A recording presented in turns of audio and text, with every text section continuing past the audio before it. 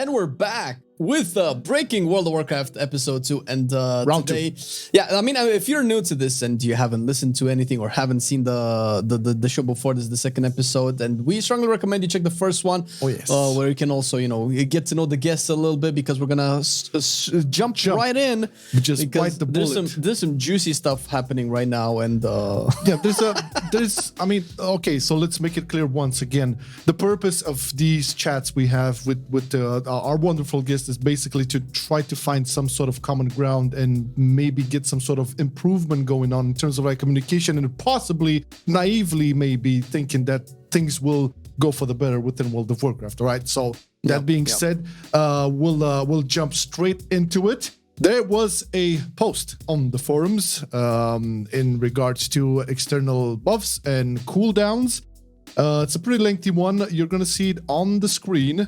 But basically, we'll try to digest into it and try to make sense of it and see what we can definitely talk about the topic as well, about because it's kind of like the PI topic as well, where it's either good or bad. And I feel like personally, I'm on the opinion that power infusion stuff is good because it's player choice and you can just do it for yourself or whatever.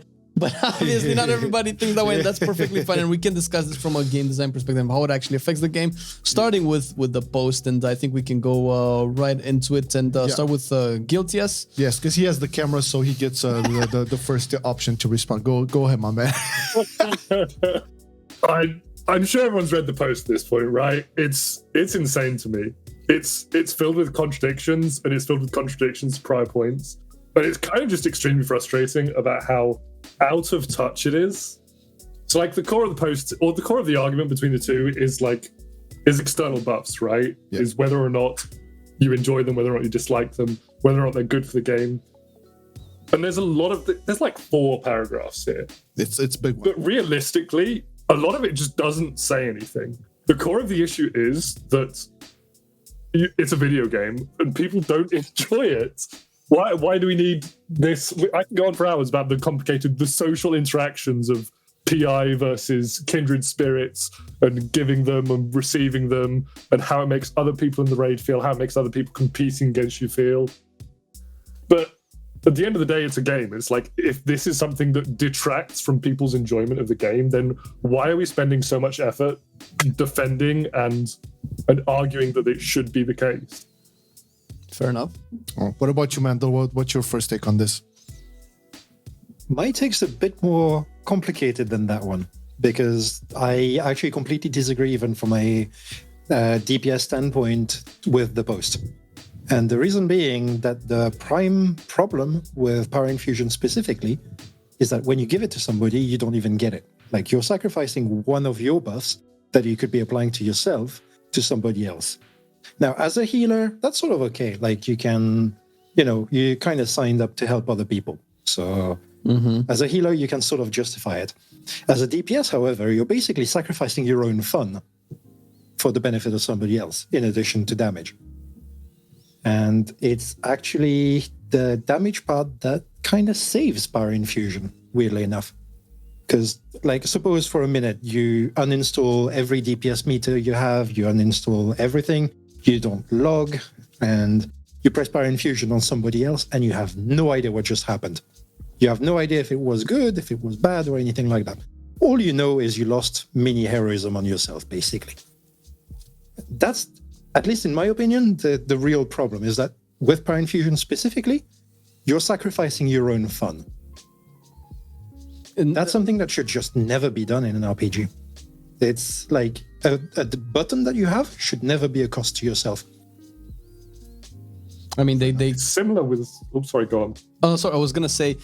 I mean, I don't know if the twin priestess son thing legendary was supposed to address this, where you can do it on somebody else and you still have it. But I was gonna ask you, to your point, Mandl. Do you think this is an issue of being peer pressured into using it? Because why just use it on yourself? Why would you ever use it? And having the options, okay, we're struggling on this boss, we're constantly wiping in 2%, or we need 1% to get through the phase. And if I do this on a mage or whatever, it would get us through. Having that option as a player, let's say as a priest, I personally find that interesting, that I have the option. I don't particularly feel like I should be forced into doing it. Although if I don't do it and I know that it would be better for the mage, then I kind of maybe feel like I'm maybe holding the group back a little bit. So I kind of see where the argument can be here, where it makes it a little bit weird, and I'm not exactly sure what the solution would be. Although I guess that's my point. If you didn't have all the logging tools and the DPS meters and everything, you would literally never PI anybody else unless they requested it. I don't think that the idea of having group buffs or buffing other people is innately bad. Like, I think that the sentiment that it is a design space that they could use isn't wrong that they have, because they've done it before and it did work in the past. Like, there's great examples. You've got Skullbanner and Stormlash in Mod. They were totally fine because the whole benefit of pressing it, you wanted to press it yourself anyway, which makes it okay. Yeah. Because you don't lose anything. You really want the button and it's good for you and it synergizes with what you want to do. Those kind of ideas, they work fine and I think they're okay. It's when you have to weigh up the value of your fun versus the value of someone else's fun versus what the best option is. And when it becomes zero sum of, if we like hypothetically say the button gives you 100 fun when you press it, in the PI situation, it gives either you 100 fun and everyone else 0 fun, or it gives you 0 fun and everyone else, one other person, 100 fun.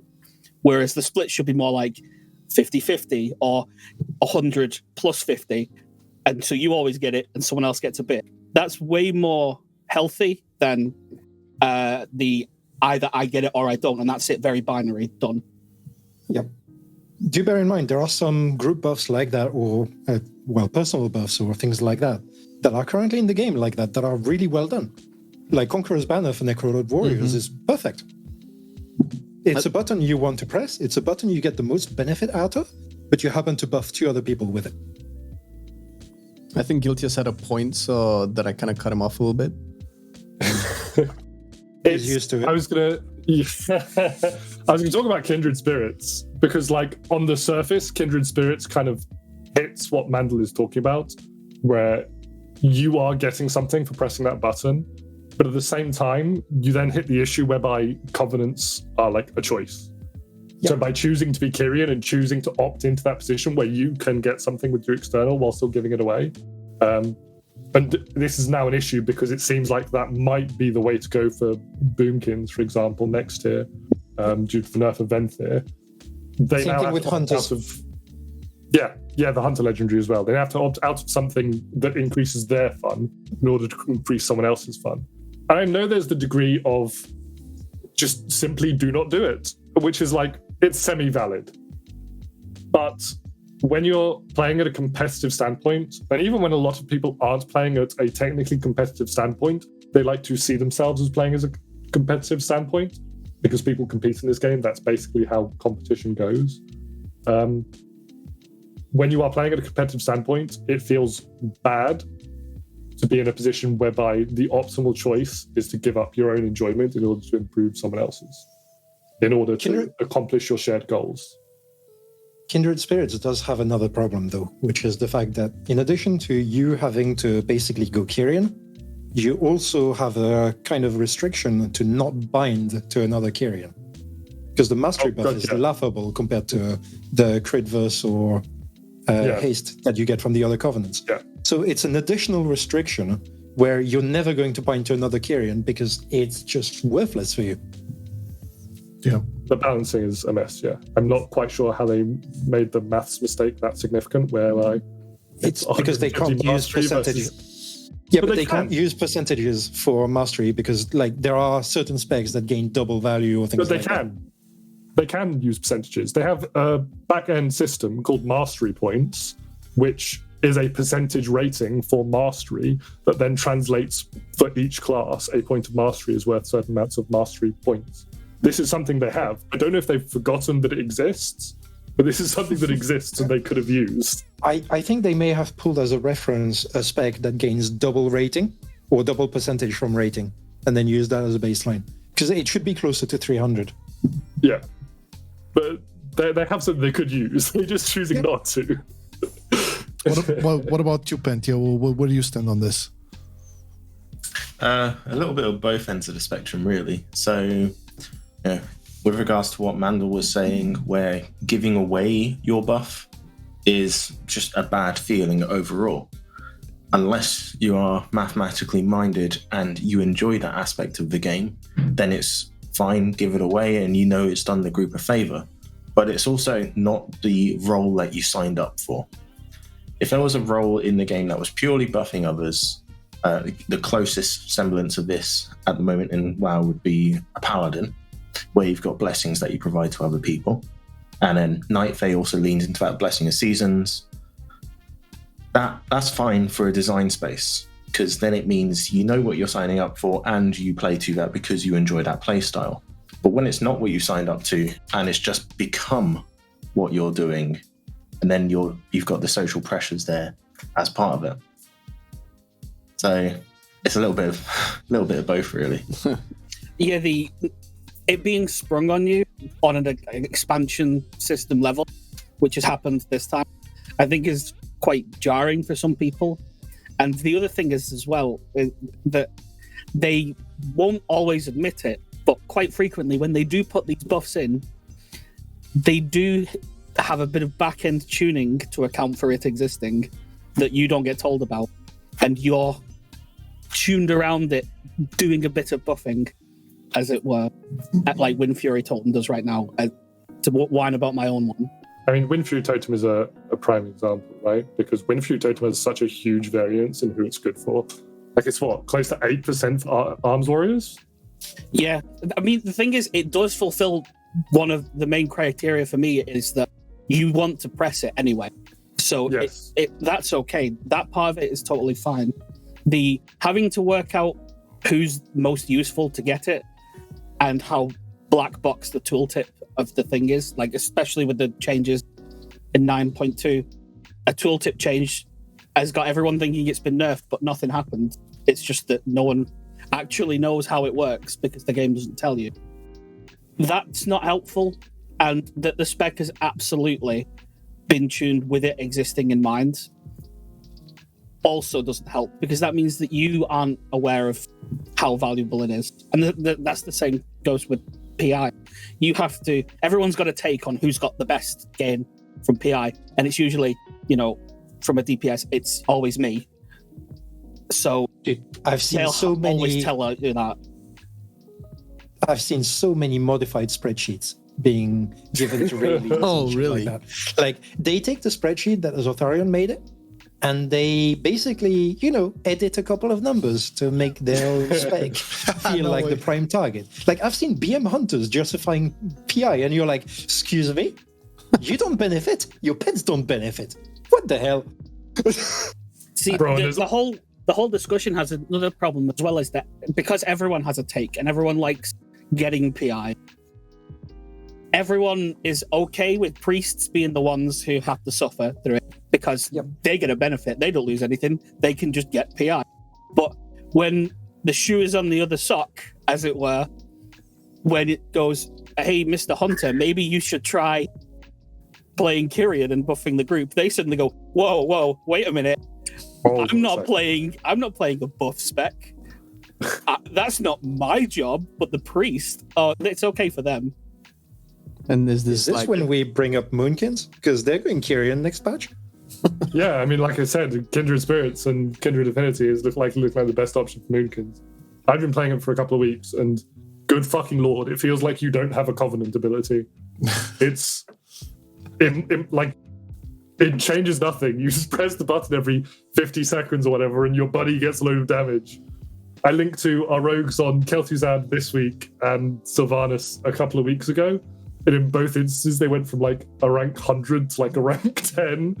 It's absurdly impactful, and it completely takes away any Covenant ability from the Druid. You kind of just chill out and play your neutered spec, and just pretend you're doing something. But There's also you gain 8% stat. Stop complaining. There's one little silver bullet as well that exists, and I know it's kind of cheeky to bring up old interviews with devs, but there's an old Q&A that Ian did in which he talks about Greater Blessing of Might from Rep, and he very categorically said it's a failed design and it's not fun. Why is Greater Blessing of Might a thing? This ability has been met with nearly universal disdain by Rets since its first appearance in Alpha. It's definitely one that I've seen a lot of feedback on, and I know we've talked about a lot in the past. So what are our thoughts on Greater Blessings for Retribution? Honestly, I think it's kind of a failed design. So you guys are right. The thought here was to capture some of that hybrid element, some of the roots of the shaman class and the paladin class, with some things like Stormlash back in the day, or the blessings here. But at the same time, we were very nervous about balance, and I think we just ended up in a place that was the worst of both worlds. If you're actually making someone better by being there in a meaningful way, you're actually adding to their damage, then can you do the same amount of damage as a pure? If the answer there is no, then that's not something a lot of people might want to sign up for. If the answer is yes, then you're just better. Then it's just, well, why would I bring the rogue when I can bring the paladin who does the same damage as the rogue, but also buff somebody else's damage? Yeah. And so we went down the road of like, well, let's try to credit the contribution of the paladin to the paladin so that it shows up on damage meters. And where that ends up landing is this weird, not great place where the warrior isn't happy that there's a rep paladin in the group and they get Blessing of Might because they don't get credit for Blessing of Might's damage. It's more like they have this parasite on them, like Abathur style or whatever.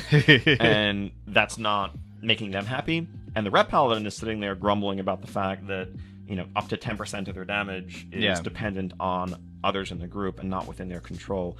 Neither of those feels really good. Yeah. If this warrior was better, then I'd be doing more damage, etc. sort of feeling. Because it's just a parasitic effect. You don't like pressing it, they don't like getting it. Yeah. And they admit quite clearly and succinctly that it's not a good idea. And that's coming back now, but in the exact same way, just saying, no, it's good. You're wrong. You should like it.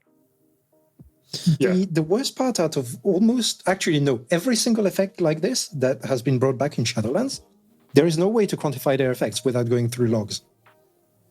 There is literally no way to know whether your PI was useful or not.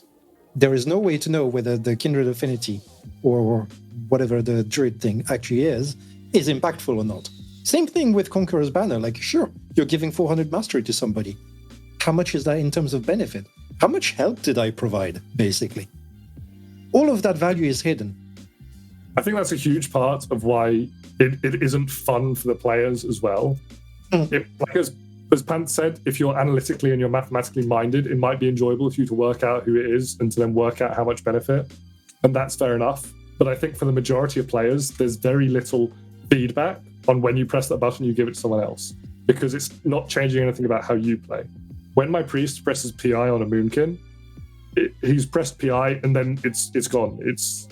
He's not getting any feedback on that, especially in the base game. Like, maybe he gets some feedback because our Moonkin is at the top of the meters, but maybe the Moonkin would have crit and yada, yada, yada.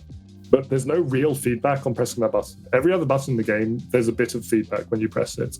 Be it a big number pops up on your screen, or you get more resources, or your resources go down, or whatever. There's some kind of feedback where when you press that button, something has changed on your game.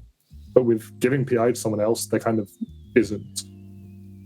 Is this when we strut over to Final Fantasy XIV and explain how close positions work? Or well, I know that's the game that he's trying to bait people into making a direct comparison with his post. But it's not like it's unique to just Final Fantasy. It's been done in other MMOs in the past, totally fine, in a similar way to MOP era ones. And Final Fantasy does those as well. But like Wildstar is a classic one where there was like 3 classes there that all had a group buff.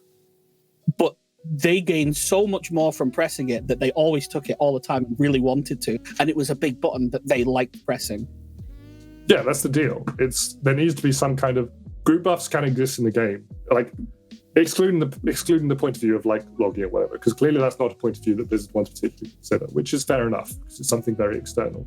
But there needs to be some kind of feedback within the game that makes you want to feel good about pressing PI on someone else, if that's the behavior they want to choose. That already exists. I mean, there is a legendary like this. Yeah, and it's the insane PI that legendary. Yeah, absolutely. Like, you fix every problem by baselining that legendary. So for those who are not familiar with it, the legendary basically grants you PI when you PI somebody else. So in single target, solo content or whatever, 0 value for you because you're not going to PI somebody else. But everywhere else, you gain PI whenever somebody else gains, which is brilliant. It solves every problem. You don't get feedback on how useful your PI was, but you get to use it yourself. Sidesteps every problem before they're even created. I think it segues a little bit into the big problem as well, is how difficult it is to parse how the game works for your average person if they just look at it. Oh, gotcha. Yeah. PI, Wind Fury, any buffs like that, trinkets, procs, all of those things are very poorly signposted to your average person, so they have to go and Awfully search for these spreadsheets and so on. RPPM being removed from tooltips to trinkets, even stuff going down to like how AP calculations work. Yep. Like that's not explained anywhere. So when somebody sees an ability that says 60% AP or whatever, what does that mean to a person? Because it sure doesn't mean the AP on their character sheet. That ain't what it means. A lot of legacy systems are still there. Like, does the average person know that dual wield has a miss chance? Do they know what the armor value on a boss is that's dropping them down? How many times has someone come into Discord and asked, does this trinket scale without mastery? Yep. Oh, the mastery one's the most egregious. Like when you see mastery like Frost Death Knight, which is, increases all the frost damage you do. And then you get a trinket that does frost damage, and you're like, why does it increase? I think we were talking about this last week. Yeah, it's a point that's close to my heart. But yeah, well, it's insane to me that stuff is so poorly explained to players. Like it's really, really badly explained to players. And I was gonna point out the fact that the PI legendary seemed like a good middle ground. Obviously, you'll probably always have people complain, because if you had that baseline, then you would say, well, okay, then who do I PI then? And obviously, we need some way to know, but I guess outside of like them DPS meters or logs, that's impossible.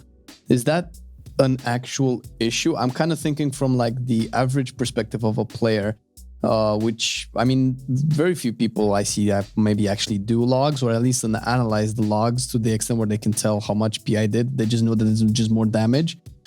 How much? I mean, what could they do to the tooltips? I think that's self-correct on its own, because the people who get the most visceral, unpleasant feeling from giving away PI are the type of people who aren't analytically minded. They just don't like that they don't get to use their button. Yep. And the people who are analytically minded will go and find out the answer anyway, and they'll know who to put it on. The people who aren't, it automatically fixes, because it doesn't matter who they put it on. They always get it themselves. Yep. Just put it on anyone. Yeah. Yep. Like, I do think that sorry, go on. Yeah, right now, like, if you don't have the legendary, you lose all your value and you gain a questionable amount of value that you can't even see to start with. Like, you have to then go into logs and do whatever to figure out how impactful the PI was. Somebody who doesn't do that to start with, right now, if you give them the legendary baseline, they will get 100 fun units while they give somebody a questionable amount of fun units. It's like, it's win-win. They still wouldn't care who they give it to, except now they get it no matter what happens. Yeah. The existence of the PI legendary is kind of I don't actually think that taking the PI legendary changes anything in this fun units calculation that Mandl is taking, while it is still a legendary. Because while it's still a legendary, you're still giving something up in order to gain it. So you're giving up something else fun. It's like maybe playing with a legendary that slightly changed how you play as another 100 fun units. So you're giving that up to get PI, essentially. It's kind of a net neutral. Both Shadow, Disc, and Holy have legendaries that really impact their rotation. Yes. So you're giving that away. Yeah, basically you're trading a legendary for PI, so not to lose PI. Yeah. But that was my point. If we were going to be talking about a potential solution, just bake that baseline, and then, because it's still, I guess it would eliminate the choice of helping your group out and knowing that you did that.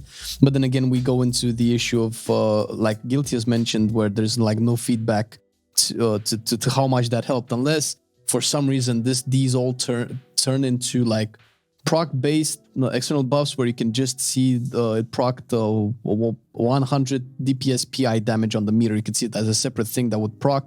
Maybe that could be some kind of feedback, but I think outside of something like that, I don't know if there's a realistic way to provide any kind of feedback except that you just cast spell faster or that person does their stuff faster.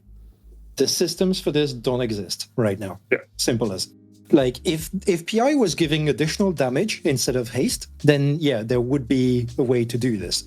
Like, do the damage as an extra source of damage and redirect it to you, kind of thing. A bit like how Spell Reflect is currently done in detail, and things like that. You could see it on the meter and said, oh, that was the PI that I just gave you, the extra thing. Yeah, but because it's haste, it's actually really hard to quantify. And some specs gain a lot more value out of it than others, but that's fine. Like, at the end of the day, as long as you are getting your fun, you will press that button.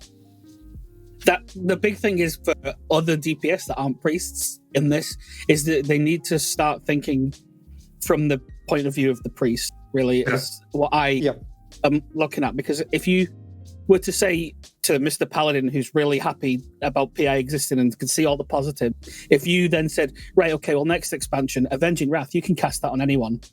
And they'll not be happy about that concept because that's their button. And as far as I'm concerned, and as far as the priests I've seen generally speaking about this are concerned, PI is their button and everyone else is like just scrambling to take it off them.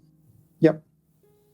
I know that if my memory serves right, back in Nathria, there was a spreadsheet in the priest Discord. I might be misremembering, but I know I saw the PI values might have been in the beta.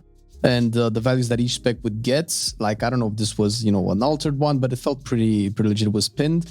And Shadow Priest got the most, if I recall correctly, out of PI back then, probably because of the low gear amount and stuff like that. I don't know if they still do that, because Shadow Priest has been wanting haste for pretty much, I don't know, since BFA at the very least. I don't know if that's still the case now, but that to me said, oh, okay, so if I'm a Shadow Priest, I'd definitely put PI on me because I'm the one that gets the most out of it.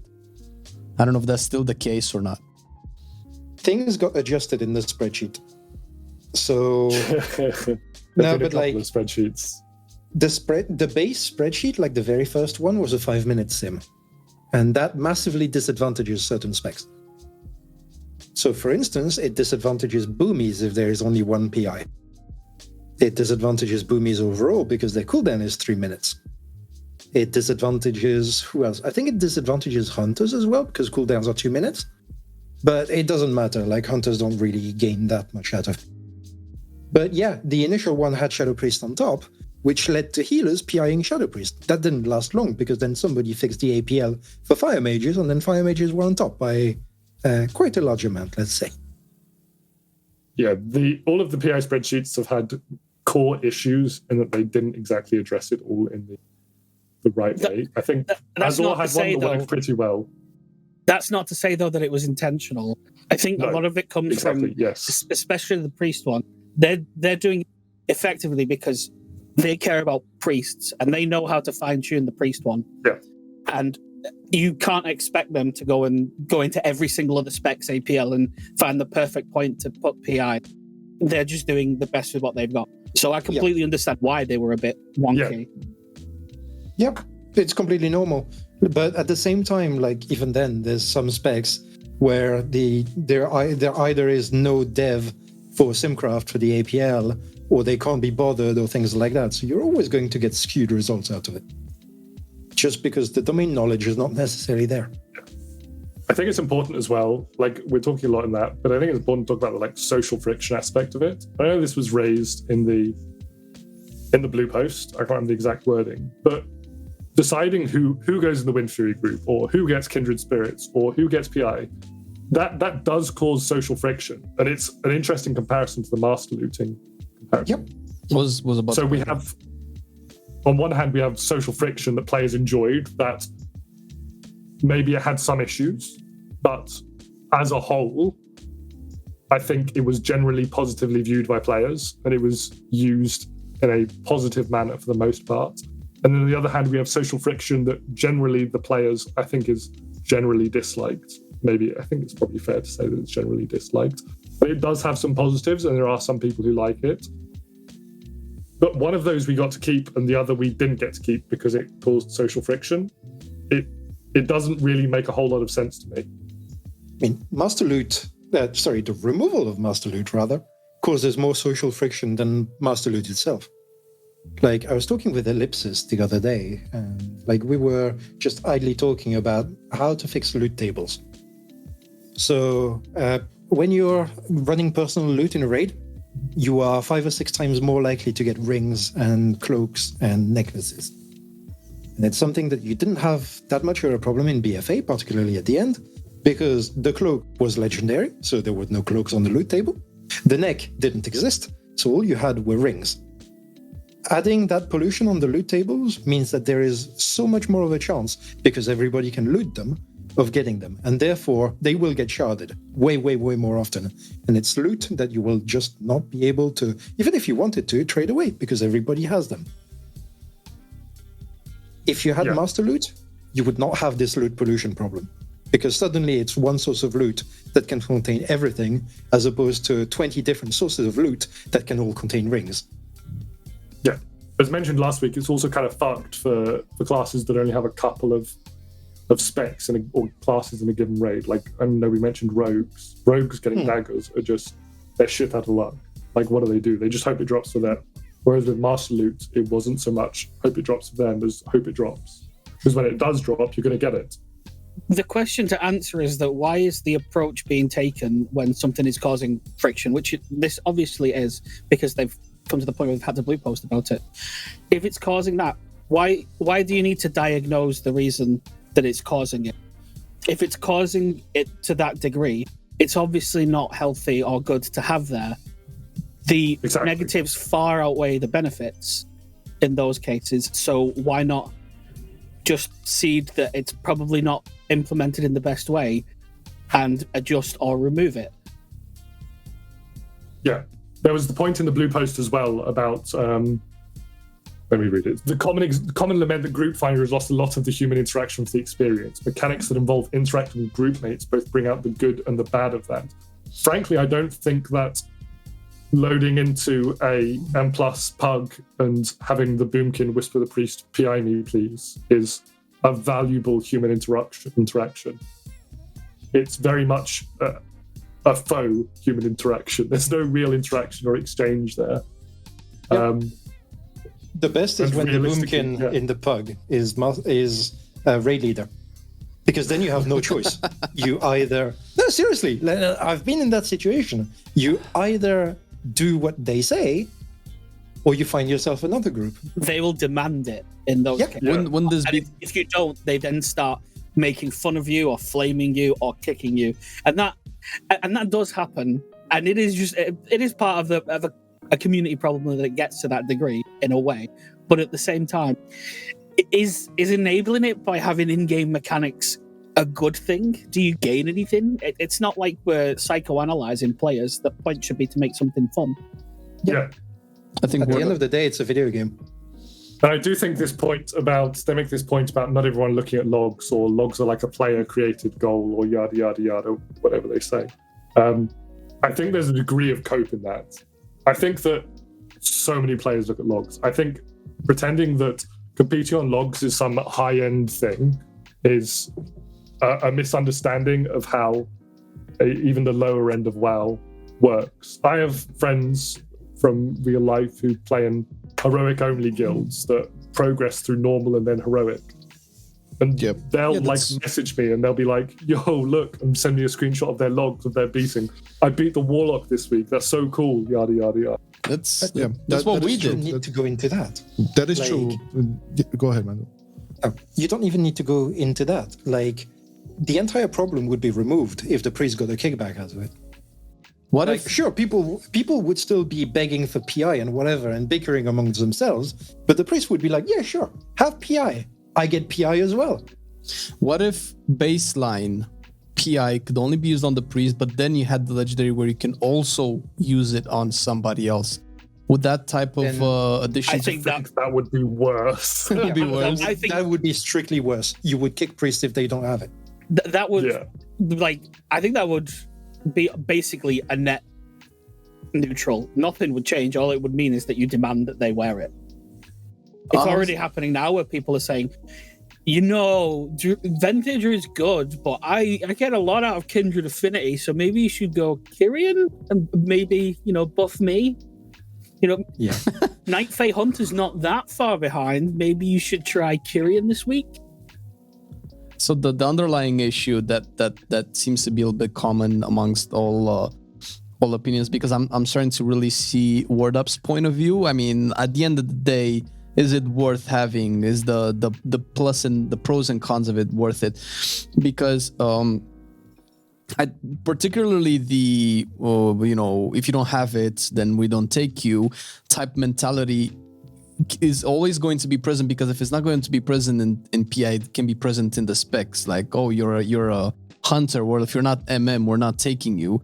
So it seems to me like it's about selectivity when it comes to what kind of power you want to bring to the group while enforcing it on somebody else. And the enforcing part never really made a lot of sense to me when it came to Master whenever they took it out, because at the end of the day, then why not just find a group where you're not that enforced and you can make the choice if you want to give your item, and in this case give your PI to somebody else or not. I don't know if this is a naive train of thought, but I feel like addressing the external buffs and discussing the points of them being inside the game adds negativity to the point where people feel forced to play a certain way or feel forced to make a certain choice by the group, aka peer pressure, which again can also be done with like either the spec or even the class that you play. Oh, we're not taking you this tier because survival is not good, so you either go marksman or go boomy or go something else.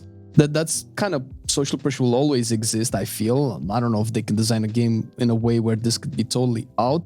So I'm not sure if taking it out of the game is also helpful, but obviously something else has to change, because like you mentioned, not sure exactly how much better, maybe Wordup can clarify this, how much better from a social perspective Wind Fury is viewed by, let's say, your arms or your havocs in your group as opposed to a PI, because you're also getting it as well, right? So, and I personally, when I played Enhancement in Athria, I kind of felt kind of cool if I was able to help my melee. It's like, hey, I'm bringing this extra stuff.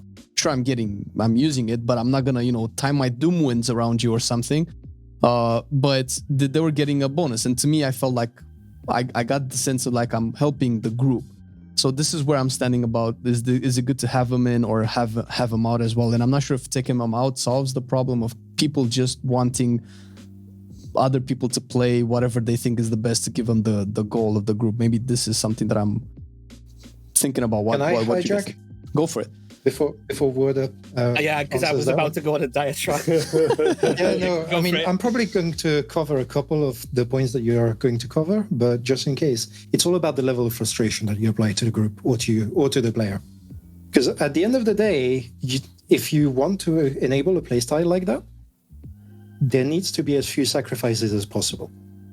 Mm-hmm. PI is the most egregious one because you sacrifice everything. Literally, you sacrifice your button and you don't see it back.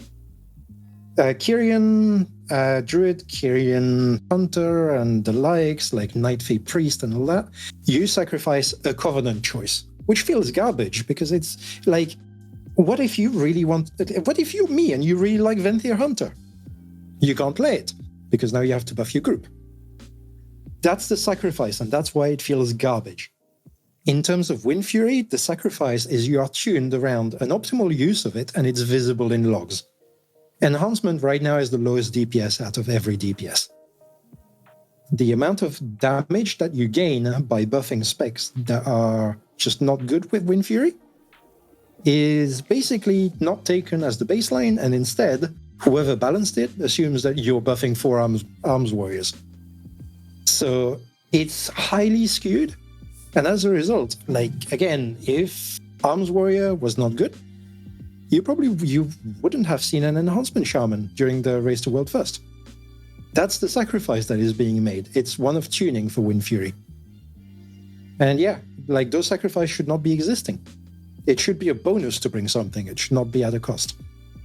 So I was about to go into something that might be a bit controversial, because I'm going to flat out just be a little mean to the player base here. People are generally very bad at noticing when there are these effects in the game that you can really heavily abuse until someone does abuse them. Like Kindred Affinity is a really good example. That was in at 9.1. Very few people were talking about it, even despite the fact that it is insane in terms of how much it gives you compared to PIs. But once someone does abuse it and they know about it, players are very, very good at constantly reminding you how good they are and how much they want it and they need it and they want to tailor around it. Yeah. So enabling that part of the player base, because it will always be there, that's never going to go away. And that happens in every game, by the way. It's just not a good idea. I completely agree with what Panthea said earlier, where if you sign up to being the buff spec that is just dedicated to buffing people and you're tuned around it and having the mental faculty to pick the best place for those buffs to go, that is A-okay if they design something like that. But that's not what's happening right now. What's happening is that everyone has skin in the game about what you should be doing to help them because they're the lead character in their game. And obviously that's how everyone views themselves in any game. So it's understandable. It's just why enable it? What does it do to help? Yeah. I did want to just circle back for a moment on Guiltyas' point about logs and stuff, because I feel he has a really strong point where it kind of a portion of the community kind of like demonized all of this, looking at logs and analyzing and stuff. And it is true that even though not everybody is talking about it or, I don't know, admitting or anything like that, logs are being looked at and being competed on I would say, quote unquote, lower levels of play as well. And I can talk from personal experience here, Flame as well. We were in a heroic guild, which did not use comps communication at all, right? It was a heroic guild, and the only talk and communication was on chat. And we would have logs, and we would look at them, and we would try to improve based on that. I mean, fuck it, even on my latest runs on that heroic guild, I gave my logs to Whisper from Riverhold, and he gladly looked at it.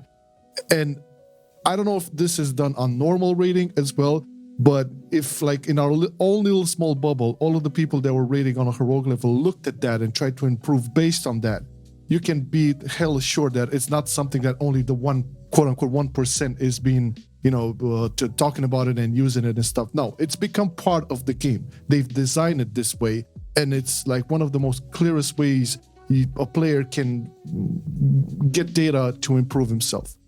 So they could, if they wanted to, tomorrow they could kill logging altogether. I know, but that's the other thing. Like, all they need to do is remove the logging functionality in the game, and that's it. Logs are dead. There's no recovery. But there's two things that really rub me the wrong way whenever there's a blue post like this. Yeah. The first one you've hinted at, like 99% of the people who look at logs use logs to improve, whether as a raid leader or as a player. So they look at the mechanics, they look at whether there's any overlaps that need to be done, they look at whether they need to do anything better. That's the improvement part, and that's a really, really positive part of logging. Like, it's the same thing. Imagine if your car starts having the engine light, you go to a mechanic. The same thing here. Like, you think you can improve, you ask for help. And there's like countless resources out there that do it for free, literally. The minimal part, and the part that is just magnified by the devs for no reason whatsoever, is the competing on passes part. And it's carried over in so many ways in design, in trying to, like, whenever there's something, it's always pass culture, pass culture, pass culture. You're like, hold on a moment. You have like 4 or 5 bosses this tier where you had to stop DPS altogether. Exactly. And you're claiming pass culture? Like, we had this back in Antorus where one of the bosses, in order to pass on, you needed to have 17 people in your DPS, in your raid group, go AFK. And people did it, sure, but it was like 5 people worldwide.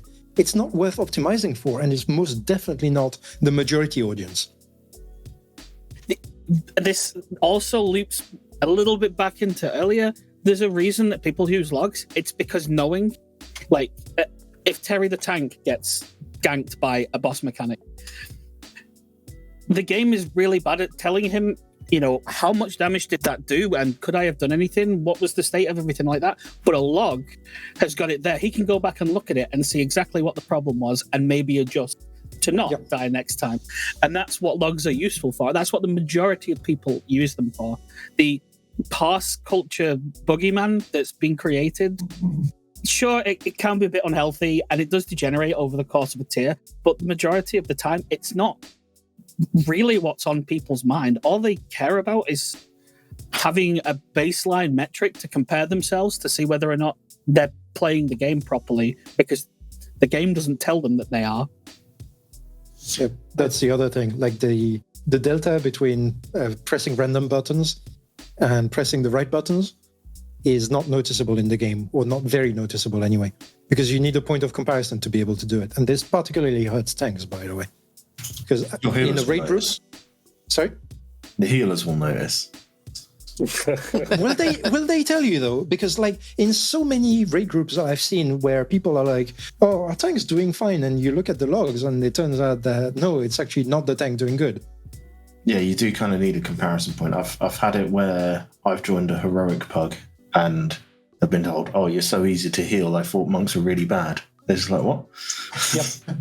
I think that's a common thread though, because especially with the tank and healer dichotomy, you're both effectively competing to do the same thing, is not die. So if a really good healer is doing all the work for you, you might think you're doing fine, but a log will be able to tell you you weren't doing fine, and vice versa. If a healer's doing really bad but the tank can keep themselves alive, no problem.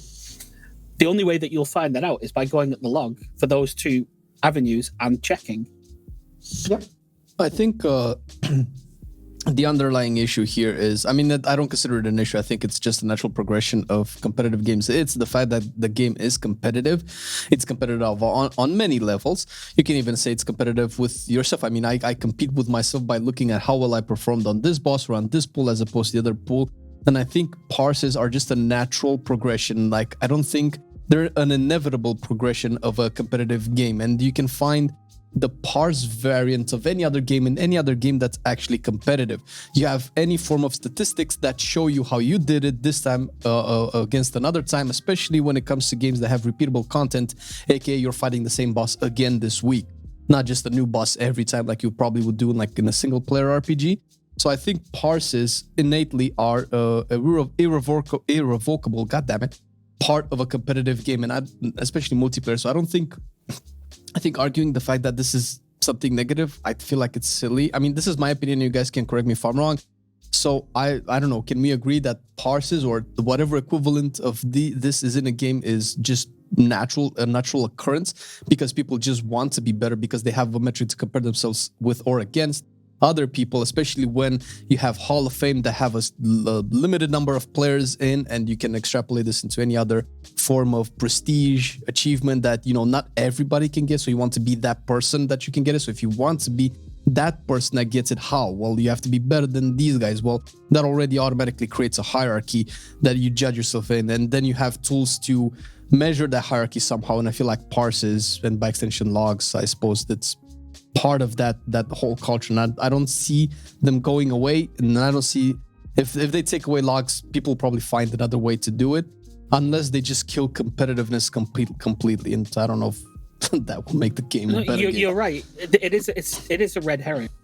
The biggest majority of people who use log isn't to have a big competition for passes or anything. Most of them are just using it for reassurance. When you look at the way that people act when they come into Discord and they link their logs and so on, they aren't asking or telling everyone, look at how great my DPS pass was. They're really insecure about their performance.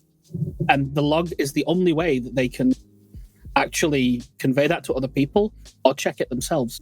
It's a healthy thing to exist. And blaming that for social pressure or culture or anything, I think is, for lack of a better word, really disingenuous. I have a really, really good real-life analogy to this. Solving Rubik's Cubes. No, seriously. Okay, go on. Please detail. So, at the start, when you pick up a Rubik's Cube for the first time, you're lost. You don't really know how to do it.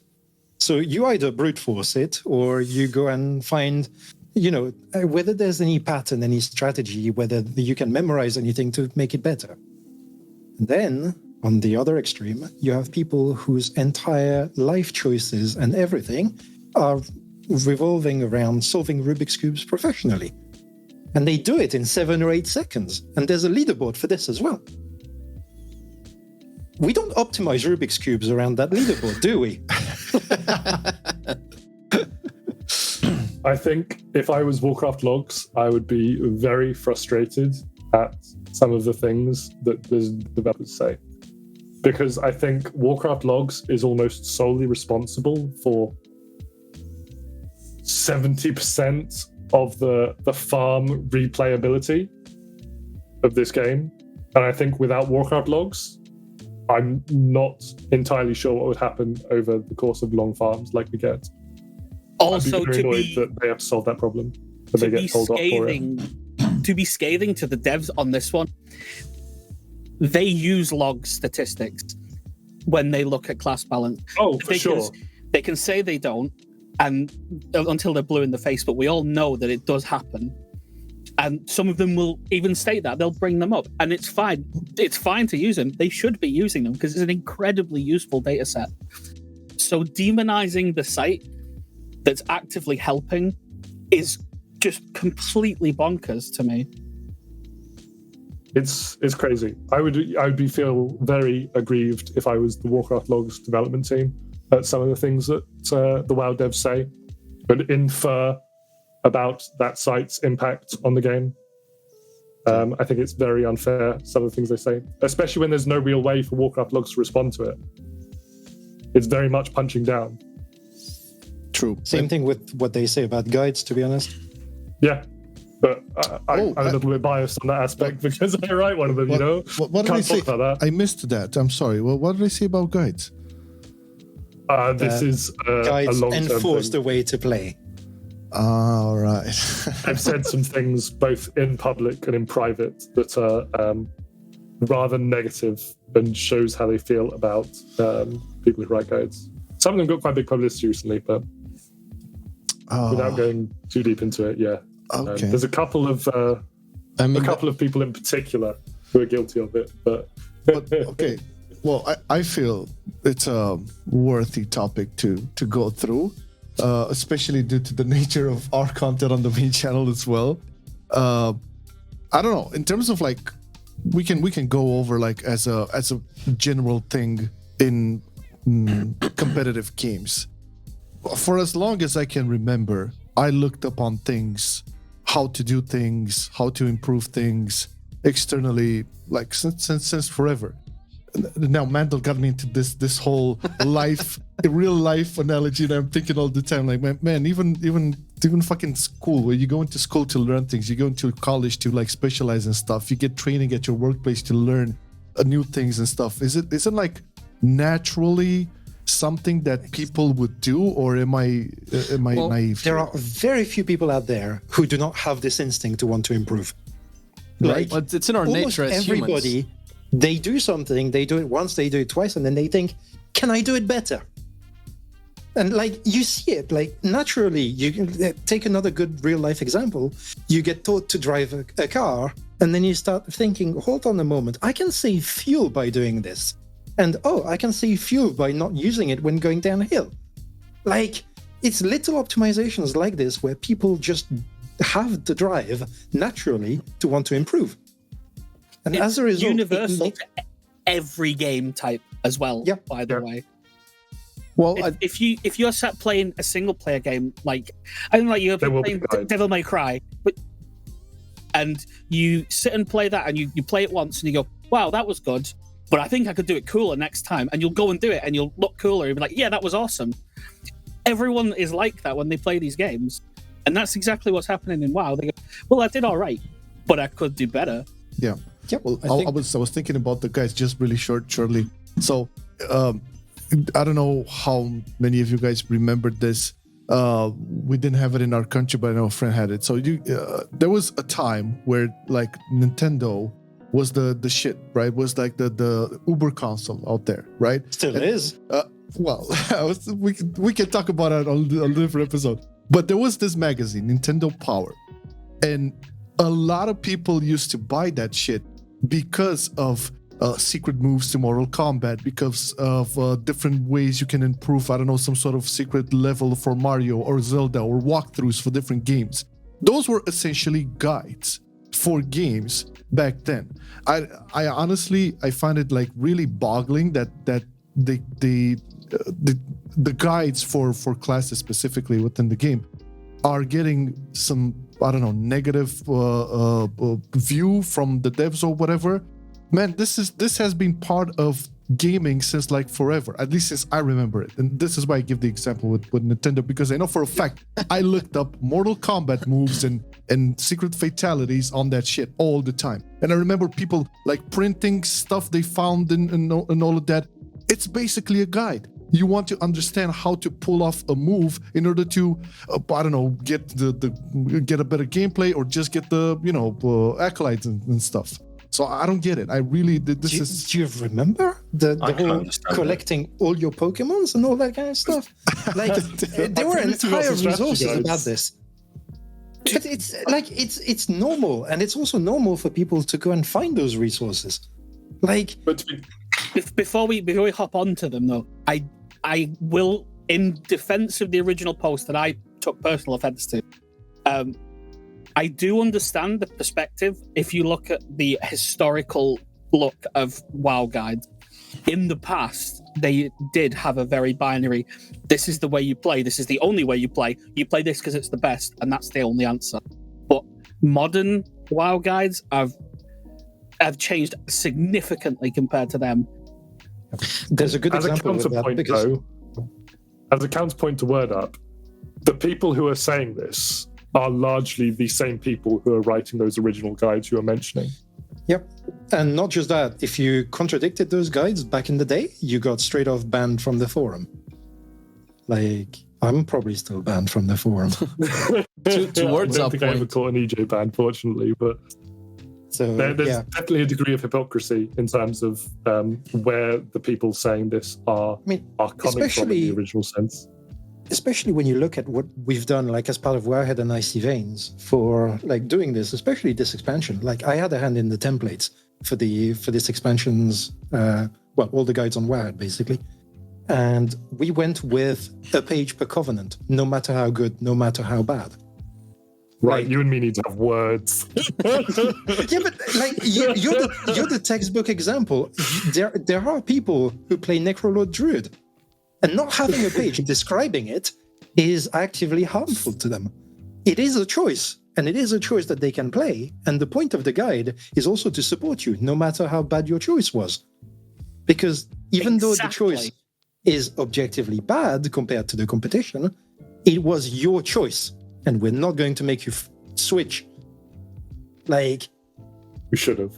Like, I'd rather not go into just vilifying the person who posted it, but the way that it came across, it's that they haven't looked at what modern guides look like, because the sheer amount of time that is spent on talking about what are effectively dead talents to give them a fair shake or explain why you shouldn't play them is leaps and bounds ahead of where it was even 6, 7, 8 years ago. And even 3 or 4 years ago. I think it's improved hugely, And in that sense, I think it's unfair to put that at the feet of the guide writers who put that effort in, as if they're a cabal that are trying to convert everyone into playing their play style. Because a lot of the time spend way more time trying to find a way for a dead talent to be useful than they do researching the one that's best, because it's already the best and they know. Meanwhile, we spend an entire expansion with Warlock having a talent that's a DPS loss to take. Or something like Nether Portal, where you're hold on a moment. You have a 0.1% chance to summon a raid boss.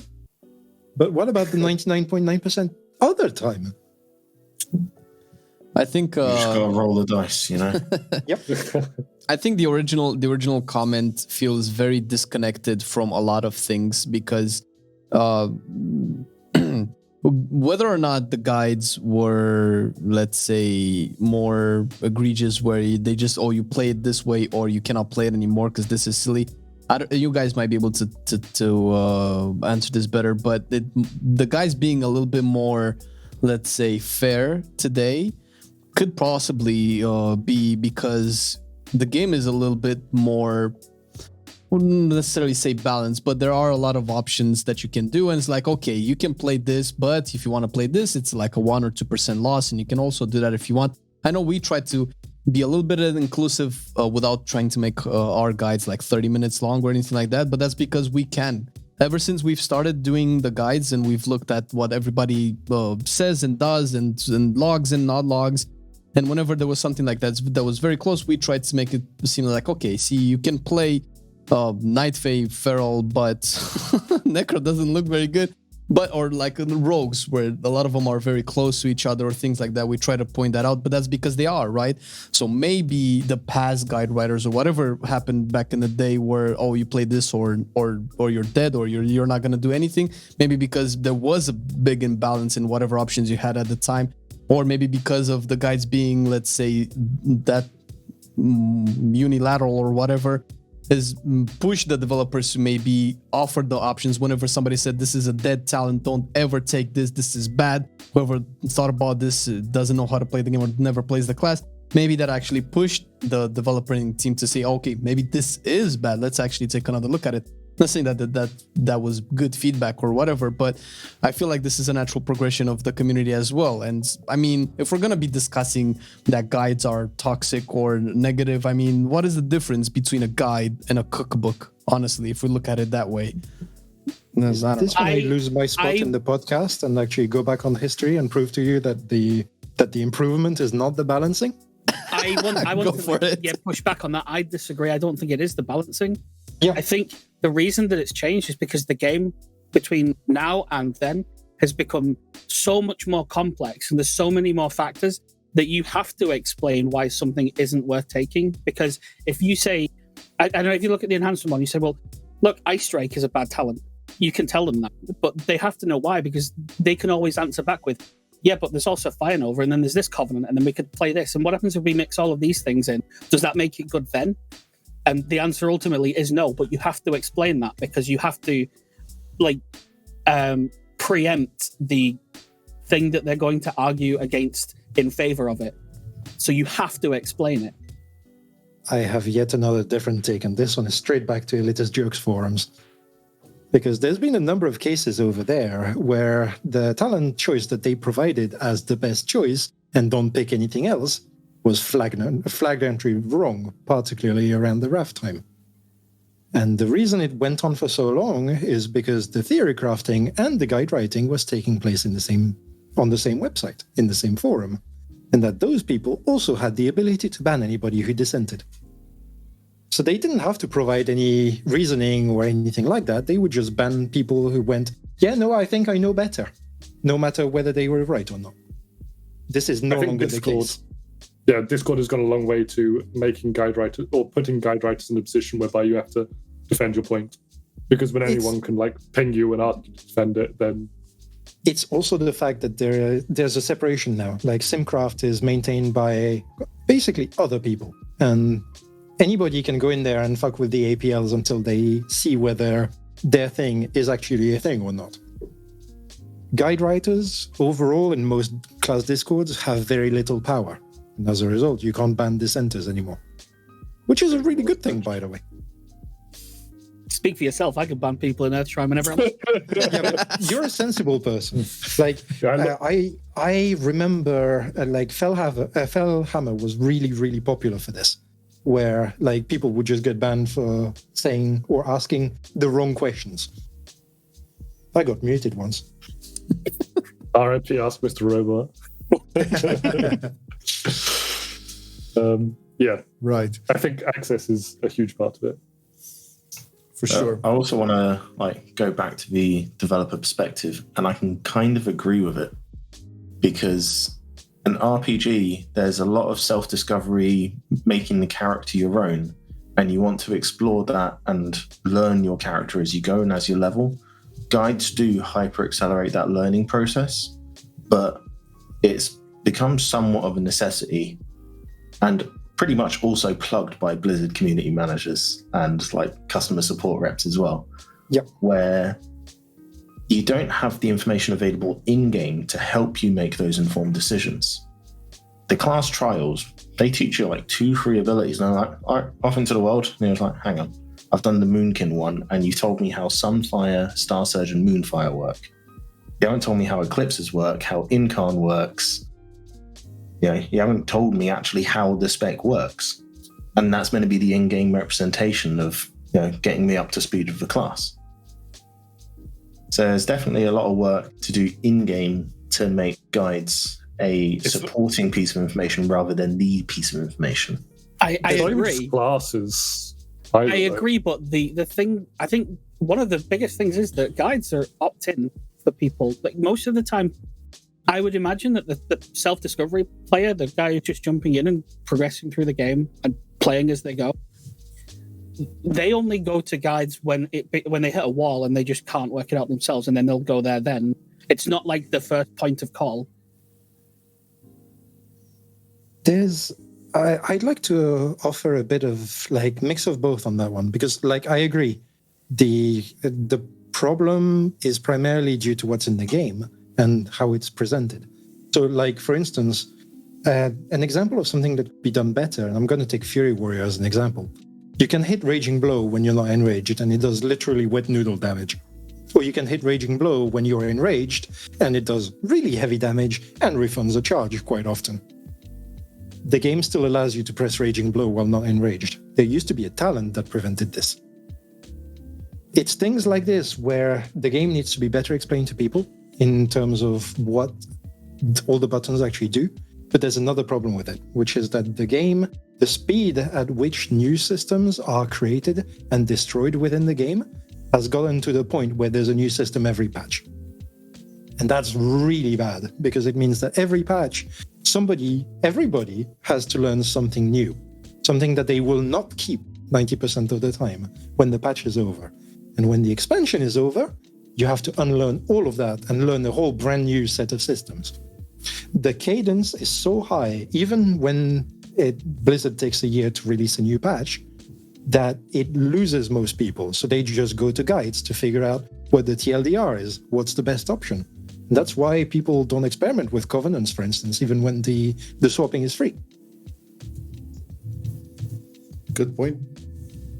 It's true that it does speed up the pace, that someone basically skips over what some would consider the boring part, but other people, it's the most fun part.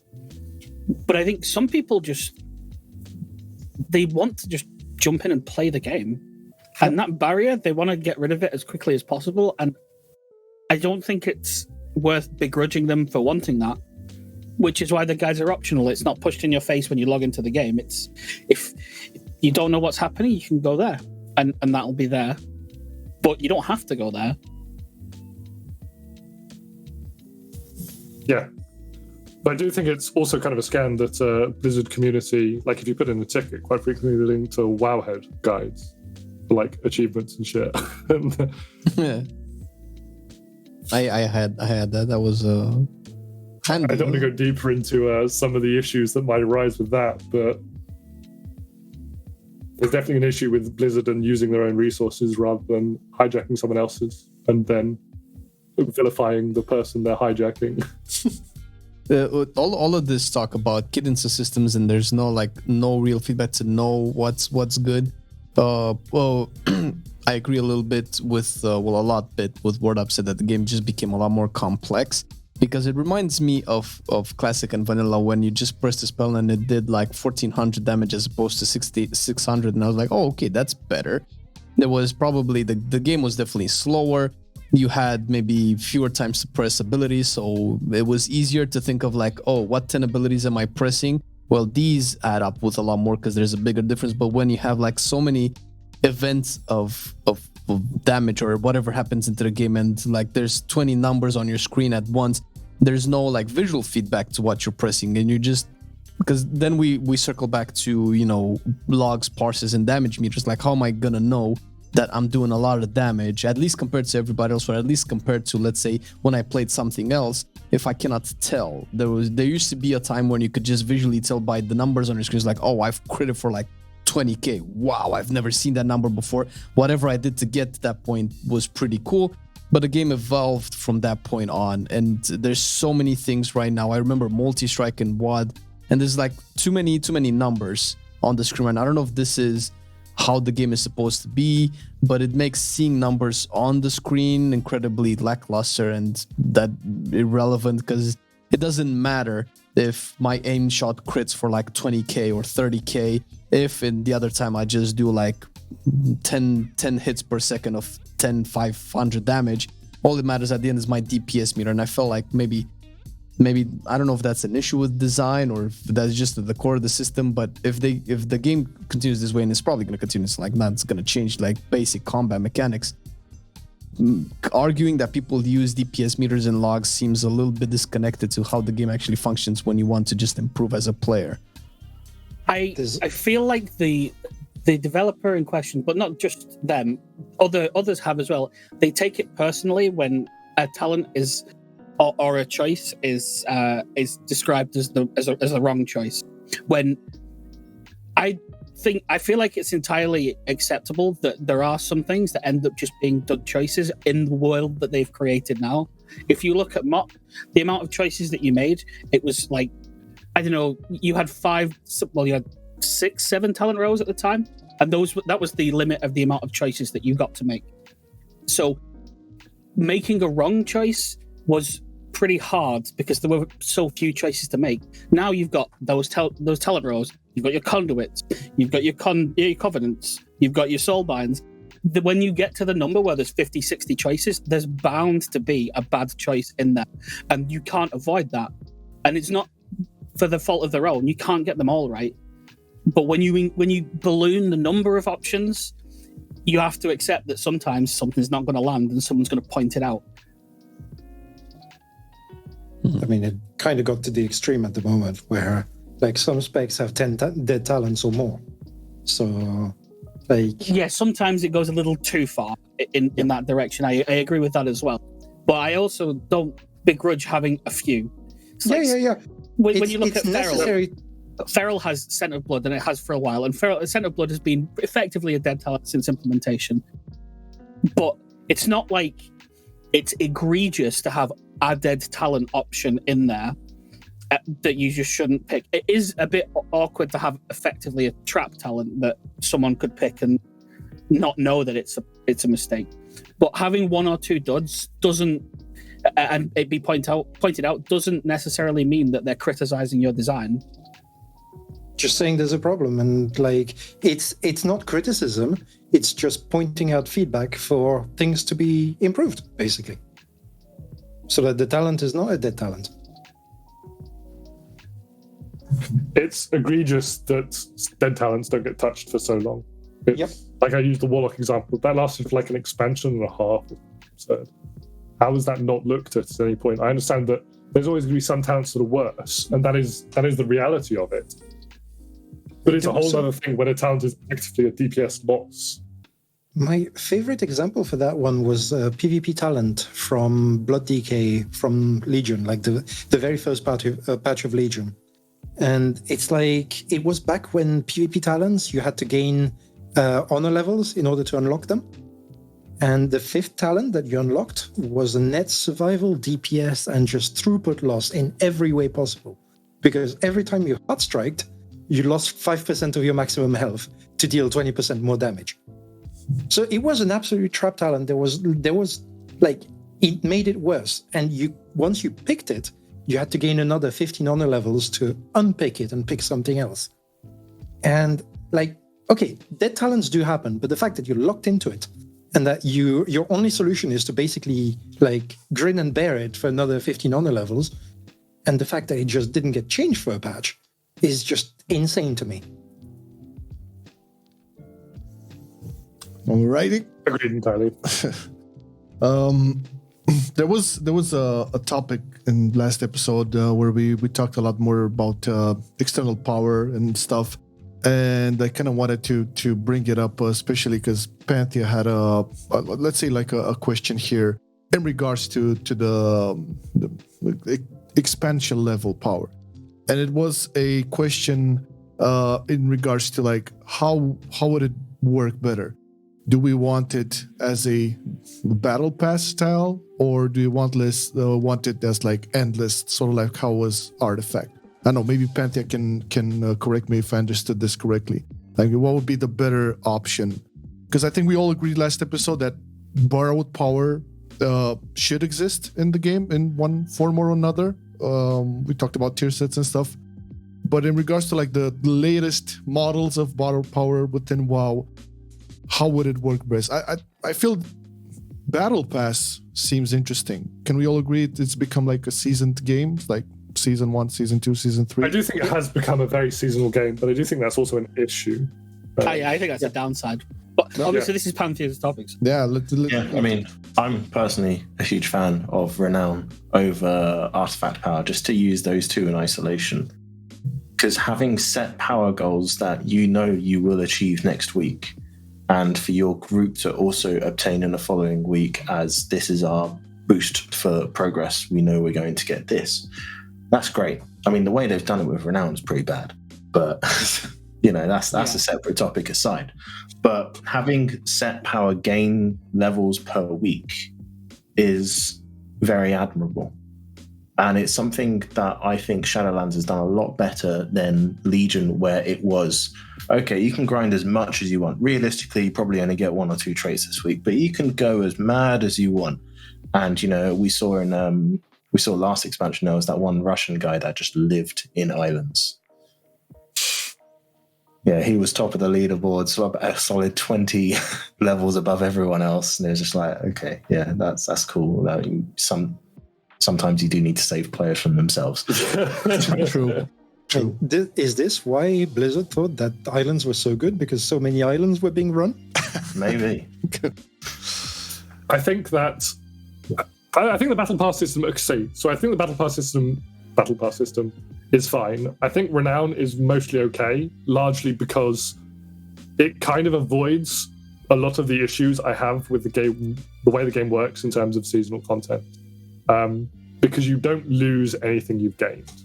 I know you don't lose anything you've gained in other formats, but it's very different in that you keep having those benefits for the entire expansion. It's just built upon. I think there was an issue with Renown in terms of Renown earning pacing. Most people raid on a Wednesday or Tuesday, each reset.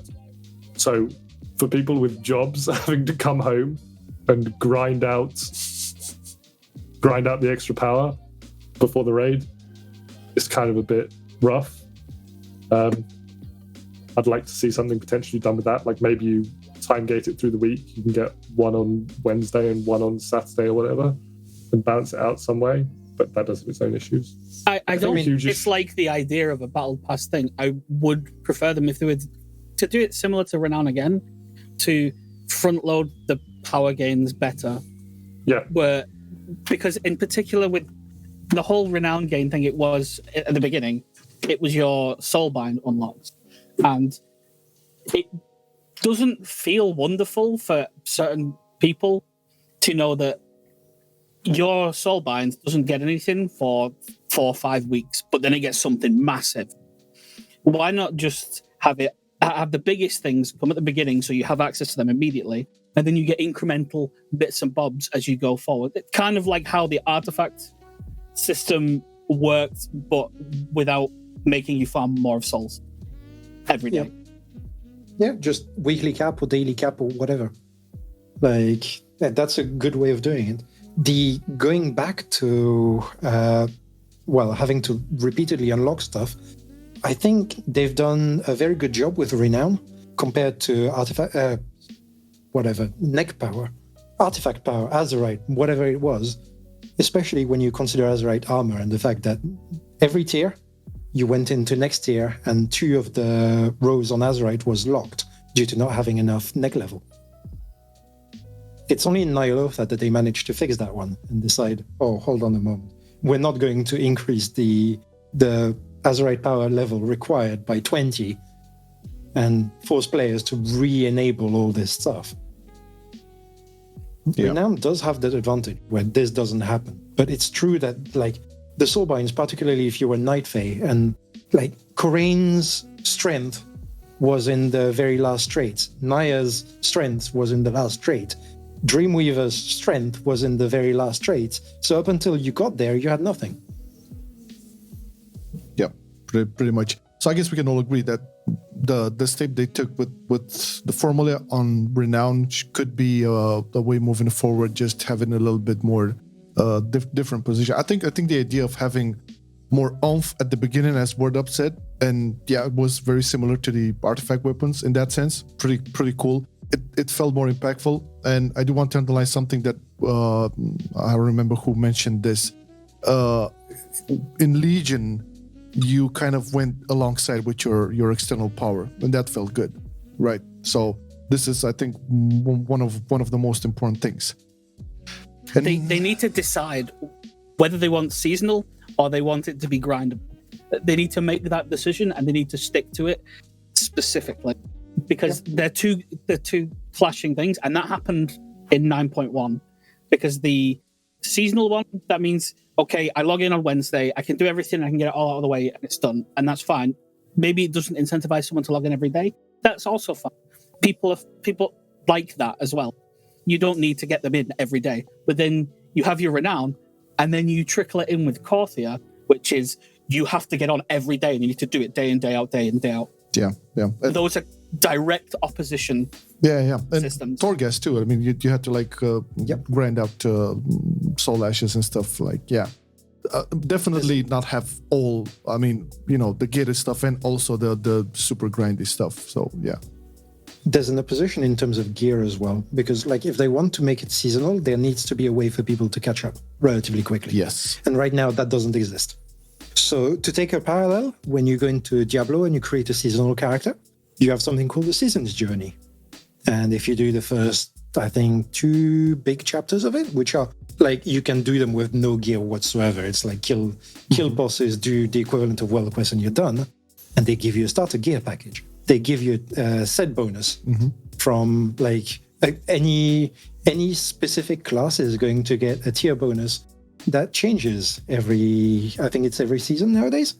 Yeah. And it's a really good way to get people started, and it's something that doesn't exist today. So to give you an example, I leveled the character like 3 weeks ago, and I got to level 60, and I got in my crappy crafted gear, which I bought on the auction house for like 25k gold total. Item level 200 something.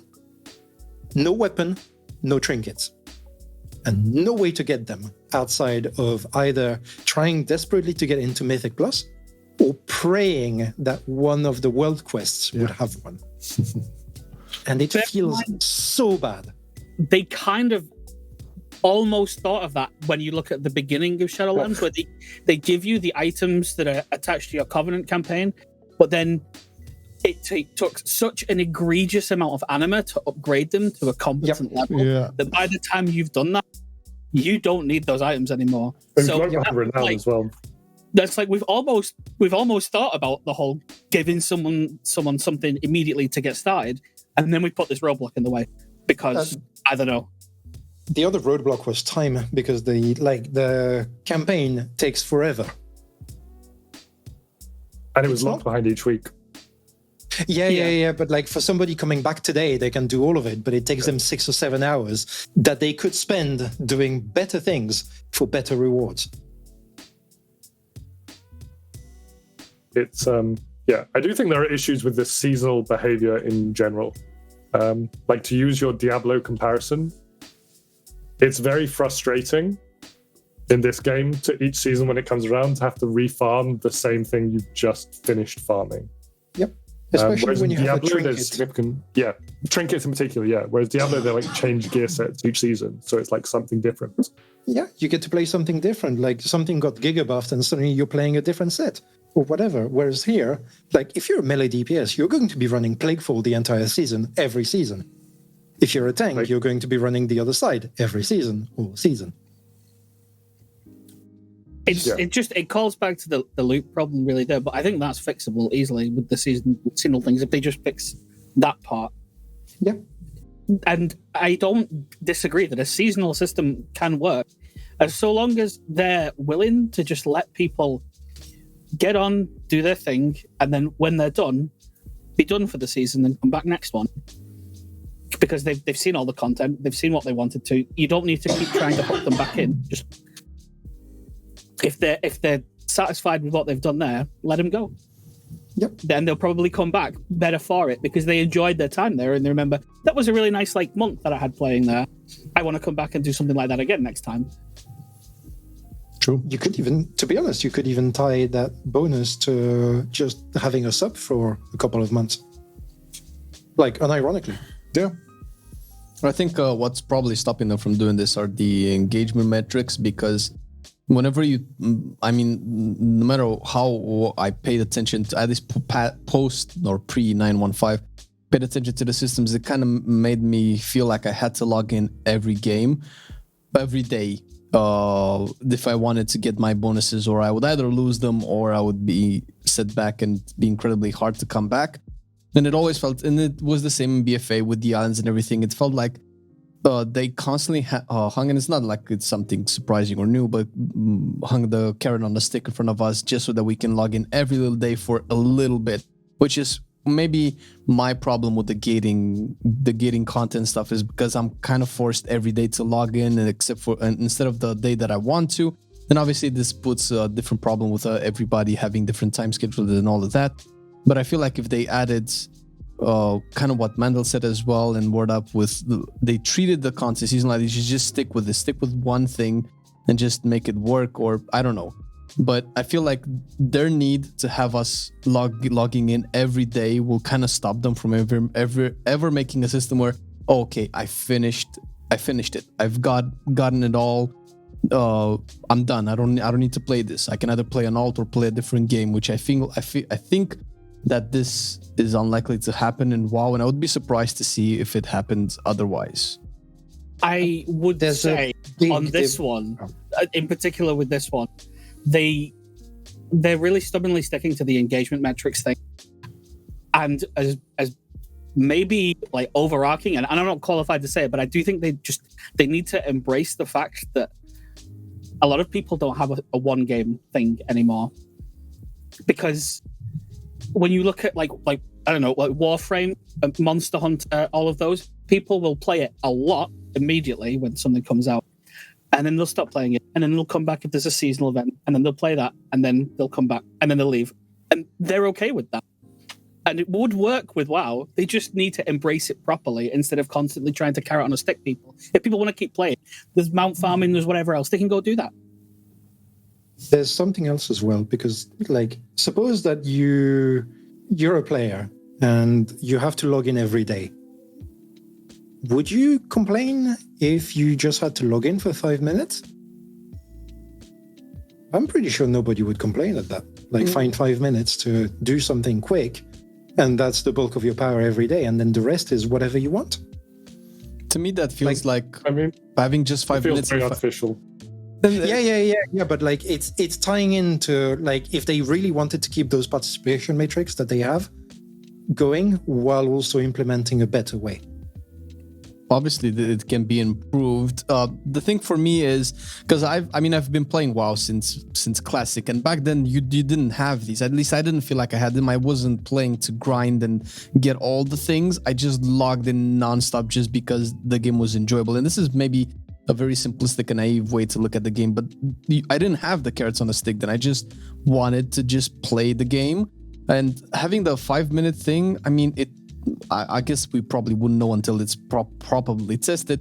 But I feel like, if I need these 5 minutes to come into the game, what if I have a long day of work, or I have to meet up a friend? I always have to make time, at least those 5 minutes. And for 5 minutes, just by missing those 5 minutes, I feel like I'm missing a lot. So it cheapens it. I think I was trying to place it in terms of the participation metrics that they have that are clearly daily driven. I think whereas back in Cataclysm, they were weekly driven. Every week or every reset, you would have your Valor allowance from heroic dungeons and things like that. And you could blast 7 dungeons in like 2 hours in one go. You didn't have to wait every day to get trickle fed. I think the trickle feeding, the biggest problem that it's causing is that it makes people less excited for a patch because they're already burned out because they've had to log in every day for the last 3 months. Whereas when you look at a lot of other games, like I mentioned, Warframe is an example of like another similar like live servers game. Those people will go in, they'll do their things, and then they'll peace out. And then when the next patch comes around, they're really excited for it because they've not played it for a while, and it's a big bundle of content all at once. Yep. And they're super into it, and then they'll grind that out, and then they'll repeat the process. And that would fit WoW. And it would make people way less antsy about how a patch comes out because they're excited about it. They're not burned out. Yep, absolutely. Path of Exile, like people play absurd number of hours on their game every time it comes around.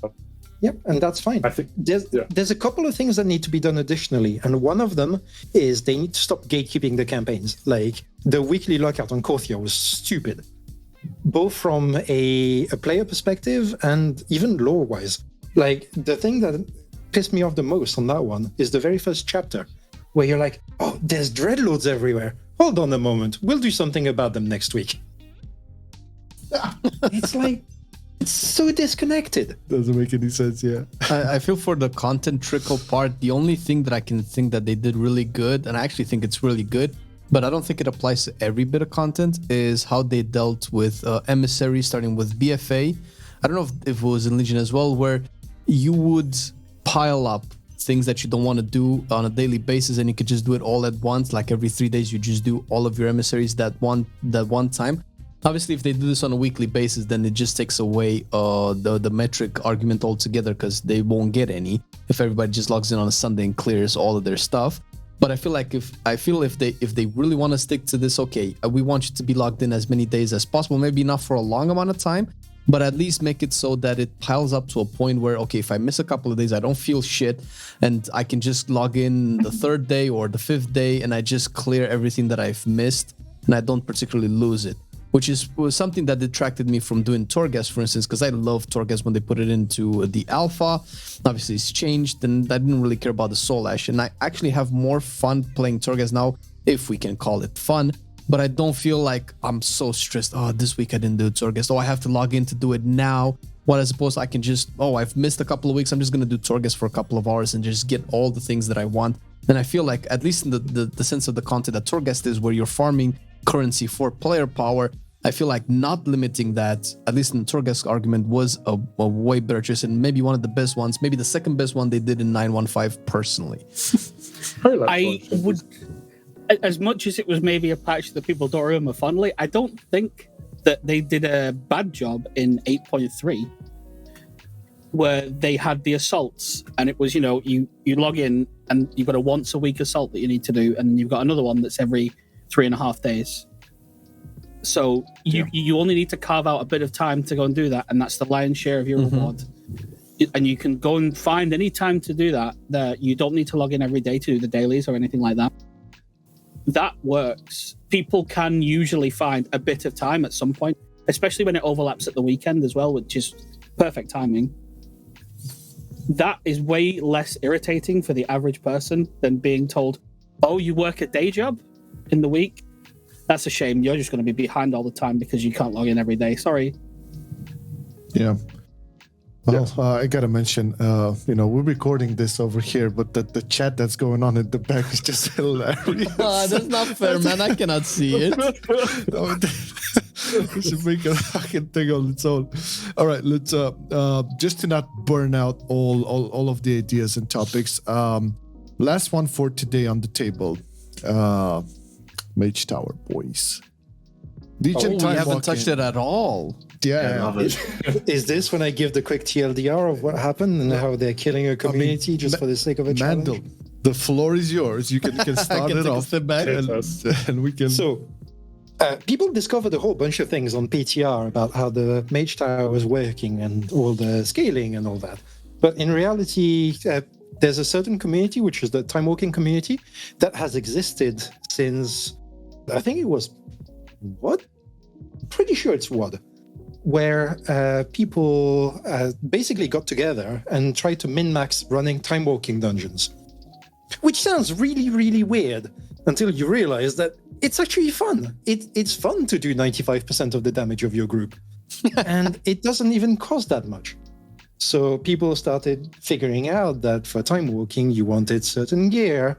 There were some gems that were good. There were some trinkets that were good, enchants that were good, and all that. And they lived in perfect harmony in the world, just doing their little thing. And you sometimes saw them when running random time walking dungeons, where suddenly you had a paladin or a warrior or something like that that did 5 times the damage of everybody else combined. And you're like, that's great. I get to do my time walking dungeon faster, dude. And then the Mage Tower came along, and people started using that knowledge to basically make the challenge easier.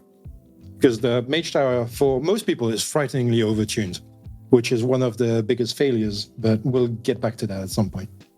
So people went and looked at the spreadsheets that the time walking community put together and figured out that actually, yeah, Siege of Orgrimmar gear is pretty good when you put 27 sockets into them. And Crusader is pretty good because it heals a lot and does a lot of damage because it gives you a massive strength proc and all that kind of stuff. And Blizzard has spent the past reset hammering all these things globally. So in trying to keep the prestige of the challenge, they're actually killing the time walking community. And it's completely insane. I don't know if I entirely agree. I think it just moves the goalpost slightly for the time walking community.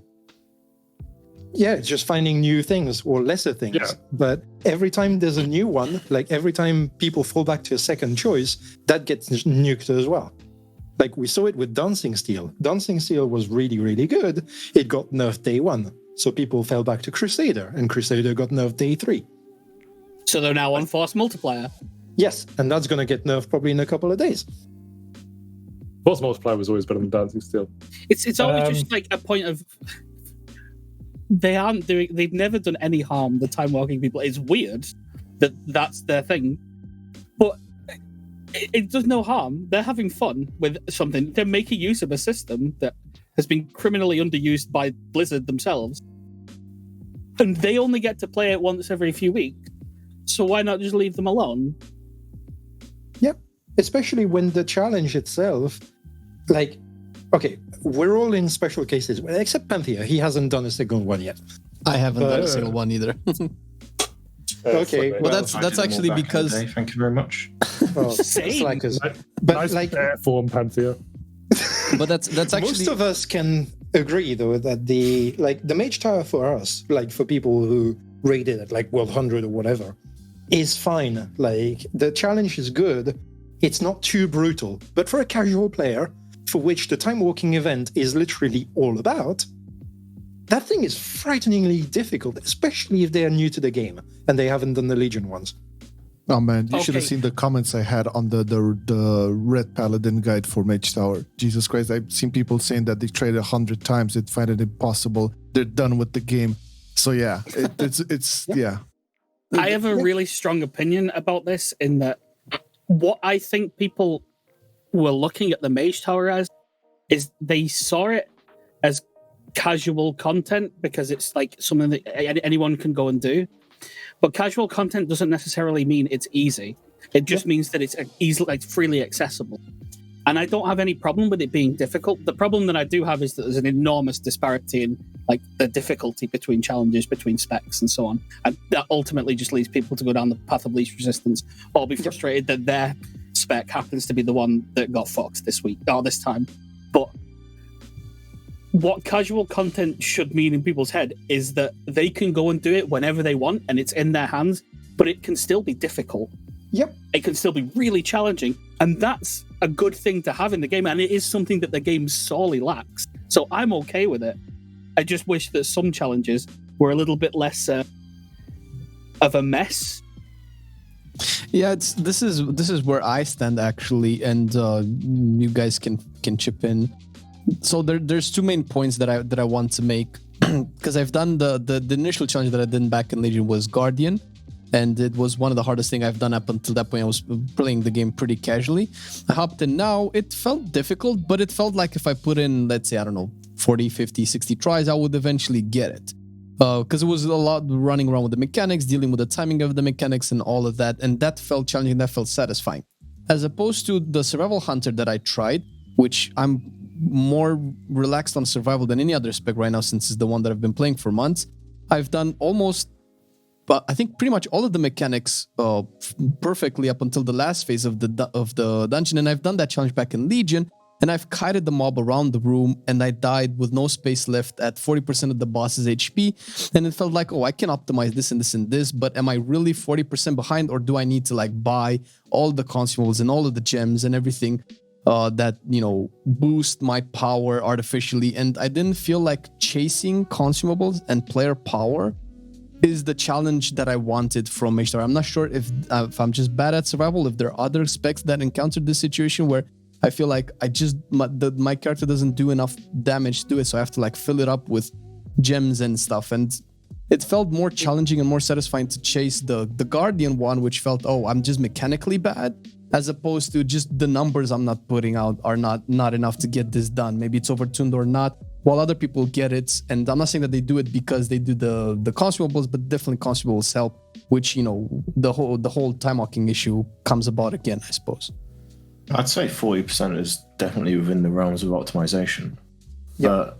But to kind of bring a little story time moment from the Mage Tower of a guy in the Paladin Discord who came in, said the Mage Tower was impossible, it was too hard, he didn't know what he was doing wrong, was convinced he was playing perfectly. We asked him to stream, and he started streaming. We pointed some stuff out to him. You know, he had a lot of downtime, he wasn't executing his rotation well. And, you know, over time, he kept getting better and better at the spec. And he completed it yesterday after 599 attempts. Ooh, that's dedication. A lot of perseverance, but a little extra positive story. You know, he's gotten a lot better at playing Paladin in the game. And he also came into the chat today to say he did his first 15 key. He tried to do a 14 key months ago, found it really difficult, did the 15 key super easy. Yeah, very true. That's exactly the kind of story that you want out of it, though. Like, if someone can persevere through it, because that's a really, really rewarding feeling to do it. Yeah. Even, and everyone will poo-poo it and say, oh, it shouldn't be that hard, but it doesn't matter. That dude earned it. Yep. And the challenge is based on your base level of how you are compared to the end. If there's an improvement, definitely worth it. There should be more of that in the game, right? Yep. I mean, I think that the biggest qualm that you had with should I get more gear or anything to optimize it, I do think that would have been solved in the Mage Tower with templates. Yep. And I would probably lean to, I really want them to do more challenges like this, but use templates. And to invoke the name of another game that I avoided before, but I will now, is that Final Fantasy has solo challenges like that. They strictly use templates on them. And they're incredibly punishing challenges to do solo, and they're very long. But you are never in the question of, do I need more gear? Should I have done this? Should I have done that? It's in your hands. It's how you played through it. Yep. And those kind of things are awesome in games, especially for like casual, hardcore solo content. There's another thing as well. The reason I can understand most of the people complaining that it's too hard is also because the event was pitched wrong. In that the event has a strict time limit. It still does, by the way. Like, we still have 4 weeks to do it. That limit should be removed entirely. I agree. It should be available all the time. Yeah. Because I think that solo challenges like this are a huge marketing point for the game. Yep. Like, the game lacks something where you can just like log on and jump into it.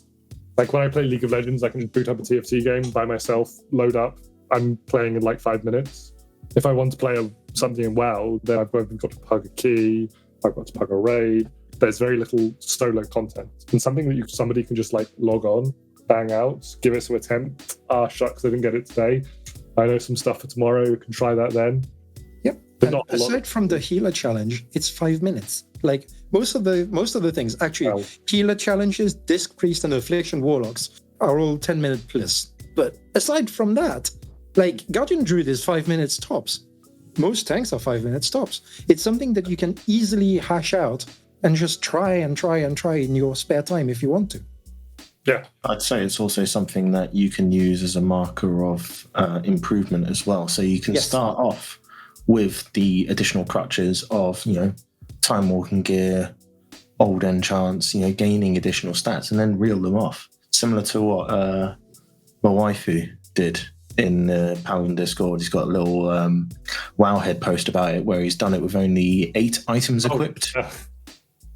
Yeah, that's a cool concept. I was thinking of doing something like that. It's a good idea. It's just like there's no harm to just leave it up there all the time. Yeah. Because the thing is that a lot of people do find group content quite intimidating. But if you're in a solo content situation, no one's watching you, so no one's going to be able to judge you and say, "Look at you, you suck." Whereas if you can have a solo thing and you can just jump in and you go, "I'm getting better. Oh, I'm killing it faster this week," or "I'm doing that." Just having that option there, it's way more engaging than telling someone to go and hit a training dummy. So just let it be there. And frankly, I think if you make it permanent within not very long at all, there will be a niche community formed around speedrunning Mage Tower challenges. I mean, it started already. Or doing challenges in the challenge. Yeah. That'll happen. Yeah, absolutely. And it's going to be fun. It's going to be positive for the game, as opposed to right now, where you have 4 weeks to do it. It puts an insane amount of strain on particularly the casuals, actually, because they tend to care more about transmog. And, it just keeps on straining, and then afterwards, for 5 months, it's gone, and you're like, where did it go? Why did it go? Yeah. It's just an unnecessary gating for content that is effectively free for them. Why? It will be like if you said, "Oh, you can only do Mythic Plus once every 5 weeks." It's a core That's kind of feature. what happens, though, thanks to the ethics rotation. Yeah, okay. There's also that part. But what harm does it do to just leave it there? Because it's not going to drag people back into the game 5 months from now for the second time that it comes round. Yeah. It's definitely it had an appeal, and to kind of underline what Mandl said, that they didn't communicate it properly. Very true, but they did kind of make use of its former popularity. I would say if you've seen the tweets and all of this, like, "Oh, Mage Tower is back, get your Fellware, blah, blah." So they did market it. They know it's a strong, I would say, marketing point. Why the fuck not just keep it there? I mean, all valid points. I also tweeted about this. I mean, I missed a good-ass challenge in WoW, a good-ass solo challenge in WoW. I feel one of the best things they did was the Mage Tower challenges, granted, overtuned or not. The example Panthea made, where the dude, after 599 attempts, actually did it, and also had him improve his gameplay with Paladin. That's one of the biggest selling points you can have. And believe it or not, I felt the same way after doing it for 69 times or whatever. It just feels like, okay, now I definitely know how to play my spec better. And I think one of the positives around content like this is actually improving.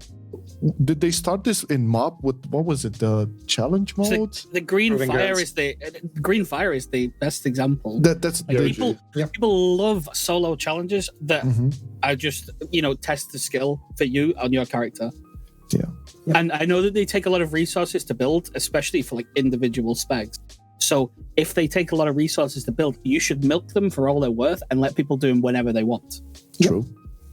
There's a couple of other problems that came with the Mage Tower, though, other than the borrowed power stuff that we've already mentioned time and time again on the last podcast. Yeah. But the other one is also it's a really, really, really simple problem.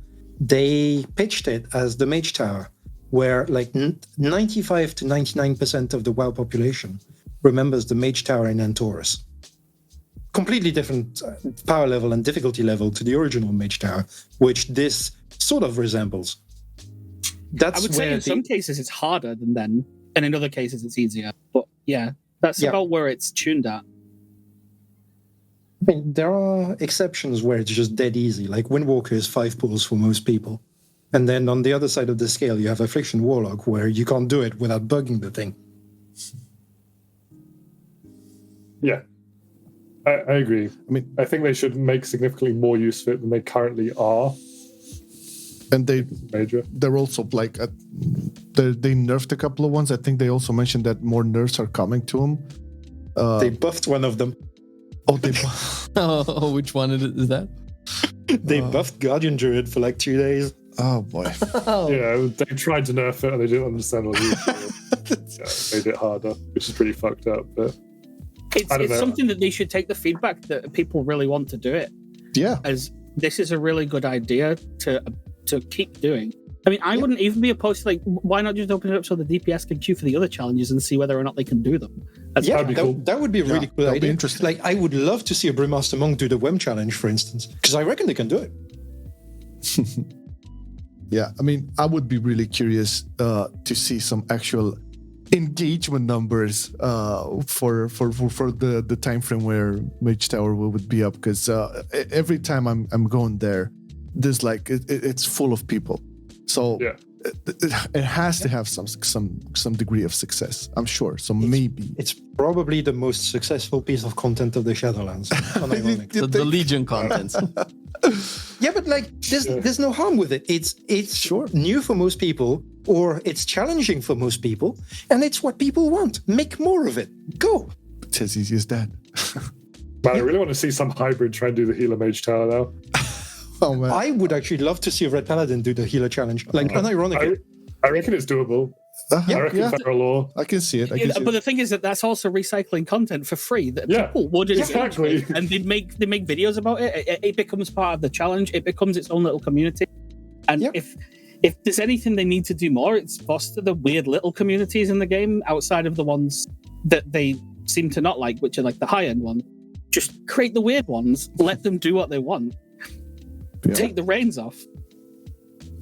Yeah, go and have fun. Red healer challenge. Let's go. Yeah, I'm down for that shit. I'm down. I know how much. If somebody streams that, I would watch until completion. I would watch 100%. it would be definitely interesting. Like I'd like to see like a Ret Paladin try and do a tank challenge. You know, maybe they could Ooh. find weird ways to live and get through it and everything. It would be awesome. Yep. Yeah. Well, I think I found the title. No, it's gonna be round 2, but I'm gonna keeping it to the same length. Sorry, man. As a historical precedent, the Proving Grounds had this. Yeah, that That let you go and do the other ones to see if you could manage. Yeah. Yep. That was pretty cool. That's what I was saying, because I know there was the other challenge mode, Proving Grounds and Mop, and there was the challenge mode. So I think all of those kind of like were corroborated into the Mage Tower, which was actually like the formula of success. And again, you can see it being wanted by players and being engaged by players in all sorts of like spectrum, casuals to like high end or whatever. People enjoy it. So yeah, that easy win for them to just keep it there and maybe iterate further on with the rewards or whatever, or as you guys mentioned, let hybrids do tanks or healer challenges and so on and so forth. Let tanks do the DPS ones. It could be a world in and of itself. It has. If they didn't disable the borrowed power, you don't even need a hybrid. Like, I would love to see a mage do the healer challenge or the tank challenge. I reckon they could do it if they had the legendary for the triple shield. Oh yeah, that'll be It's the thing where we all know, everyone knows the power of like the speedrunning community, where they come up with weird challenges to go and do in games that they like. Yeah. Yep. And they will create infinite content for really weird, vague prestige about doing something. And that's good. That's super healthy for a game. Of course. Having player generated prestige is super important And for a it's game's fucking life free. cycle. Yep. I mean, this existed in WoW, but for some reason the devs decided to accidentally kill it off. The Iron Man challenge existed. Right. Well, they've already learned that with the Season of Mastery, right? By actually implementing that as a thing. And Yeah. that got a lot of engagement from people, despite the fact that the hype around Season of Mastery was kind of low. That part of it got a lot of attention because it was a really good idea. Yeah, they need to go, like, when there's an opportunity for that, they should just grab it by both hands and just do it. Like, doing the challenge, the wrong challenge for a spec is probably just a matter of playtesting for a couple of days. Actually, you probably don't even need to playtest it. Just let it be open. Yeah. Like maybe it's not possible. That's fine. You're doing something you're not supposed to. That's that's the give thing. people a chance and they will try it. If it's not possible, it's not like anyone can criticize you for it because that's not what you designed it around. So if you can't figure out a way, then well, who cares? Then it's clear. Yeah, just it's not for you. Worst case scenario, give a box like a dialogue box going, well, this might be very hard. You might not be doing the right thing. Are you sure you want to continue? But talking about the Proving Grounds as well, I think the Proving Grounds is another example that was horrendously mismanaged. Like when people were trying to do the high Proving Grounds put, like Fragments did a stream. That shit was hype as fuck. But then instead of like vaguely supporting it, like giving you some kind of checkpointing so you can go back to a point, they just left it at this point where you had to do like 7 hours to get to a. So it took it from like, this could have been content. People would have done that. People would have tried to push high Proving Grounds if they had like a 10-way back checkpoint instead of having to spend 7 hours going back to the point they were at.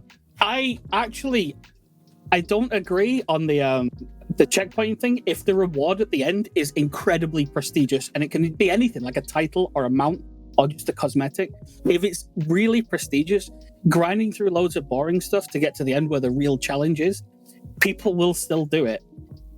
Sure, in the case where something there is a reward, yes. Because like in the case of, I'll go back to in Final Fantasy Solo Challenge, that is like a 9-hour long thing. I think it's up to like 15 in some of them. And the majority of that is really, really boring, simple, easy stuff. But the end challenge is incredibly challenging. And because of that, the title is incredibly prestigious and people will go and do it. Yeah. It takes very little thing, like the title can just sound cool and people will love it. And that's all they need to do with those things. All right. Well, I guess we can close it off. Yeah, I think this is a good point to stop. Yeah, pretty cool episode indeed. I think we covered a lot of ground, but lots more to be covered. So this is not going anywhere. Okay, we're gonna, as Mandl proposed, probably bi-weekly, was it? Like after or yeah, probably continue the next Bi-monthly, episode. dude. Bi-weekly is probably a bit much. Bi-monthly. Jesus Christ! Yeah, I was thinking bi-monthly. I mean, I like you guys, but probably not that much. We can probably come back with episode 3 next year. I think this year probably everybody's going on holidays. Maybe by that time we'll have a lot more stuff to talk about with the 9.2 announcements and whatever we'll find. PTRs See exactly how nerfed into the ground the Mage stuff will become by the end. We'll see. But definitely a cool episode. And once again, if you want to check, Guiltyas or Mandl or Panthea or Wordup, all the links are going to be in the description with the links to guides, Twitches, to Twitters, all of that. So do be sure to look in the description if you're watching this on YouTube. If you're listening to Spotify, go on YouTube, check the description, do this thing. Okay, these guys deserve all the support they can get. And that being said, we want to thank you for watching or listening. It's been round 2 of Breaking World of Warcraft with the beautiful gents here. We want to thank them for joining as always. Thank you. And we shall be coming back with round 3 next year when we're probably going to have a bigger episode because there most probably is going to have a lot of things to talk about. Yeah, for sure. All right. Thank you for coming, guys. Thank you for being a part of this, and see you next time. Bye. Always a pleasure. Loving it then, I still love it now. Still, I play WoW. Still, I play WoW. Getting better every day, let me show you how. Cause still, I play WoW. Still, I play WoW. It's getting harder to stay, but at the end of the day, it's a guilty pleasure, so just log in and play. Whether it's classic or retail, I'ma do a /bow. Still, I play WoW. Still.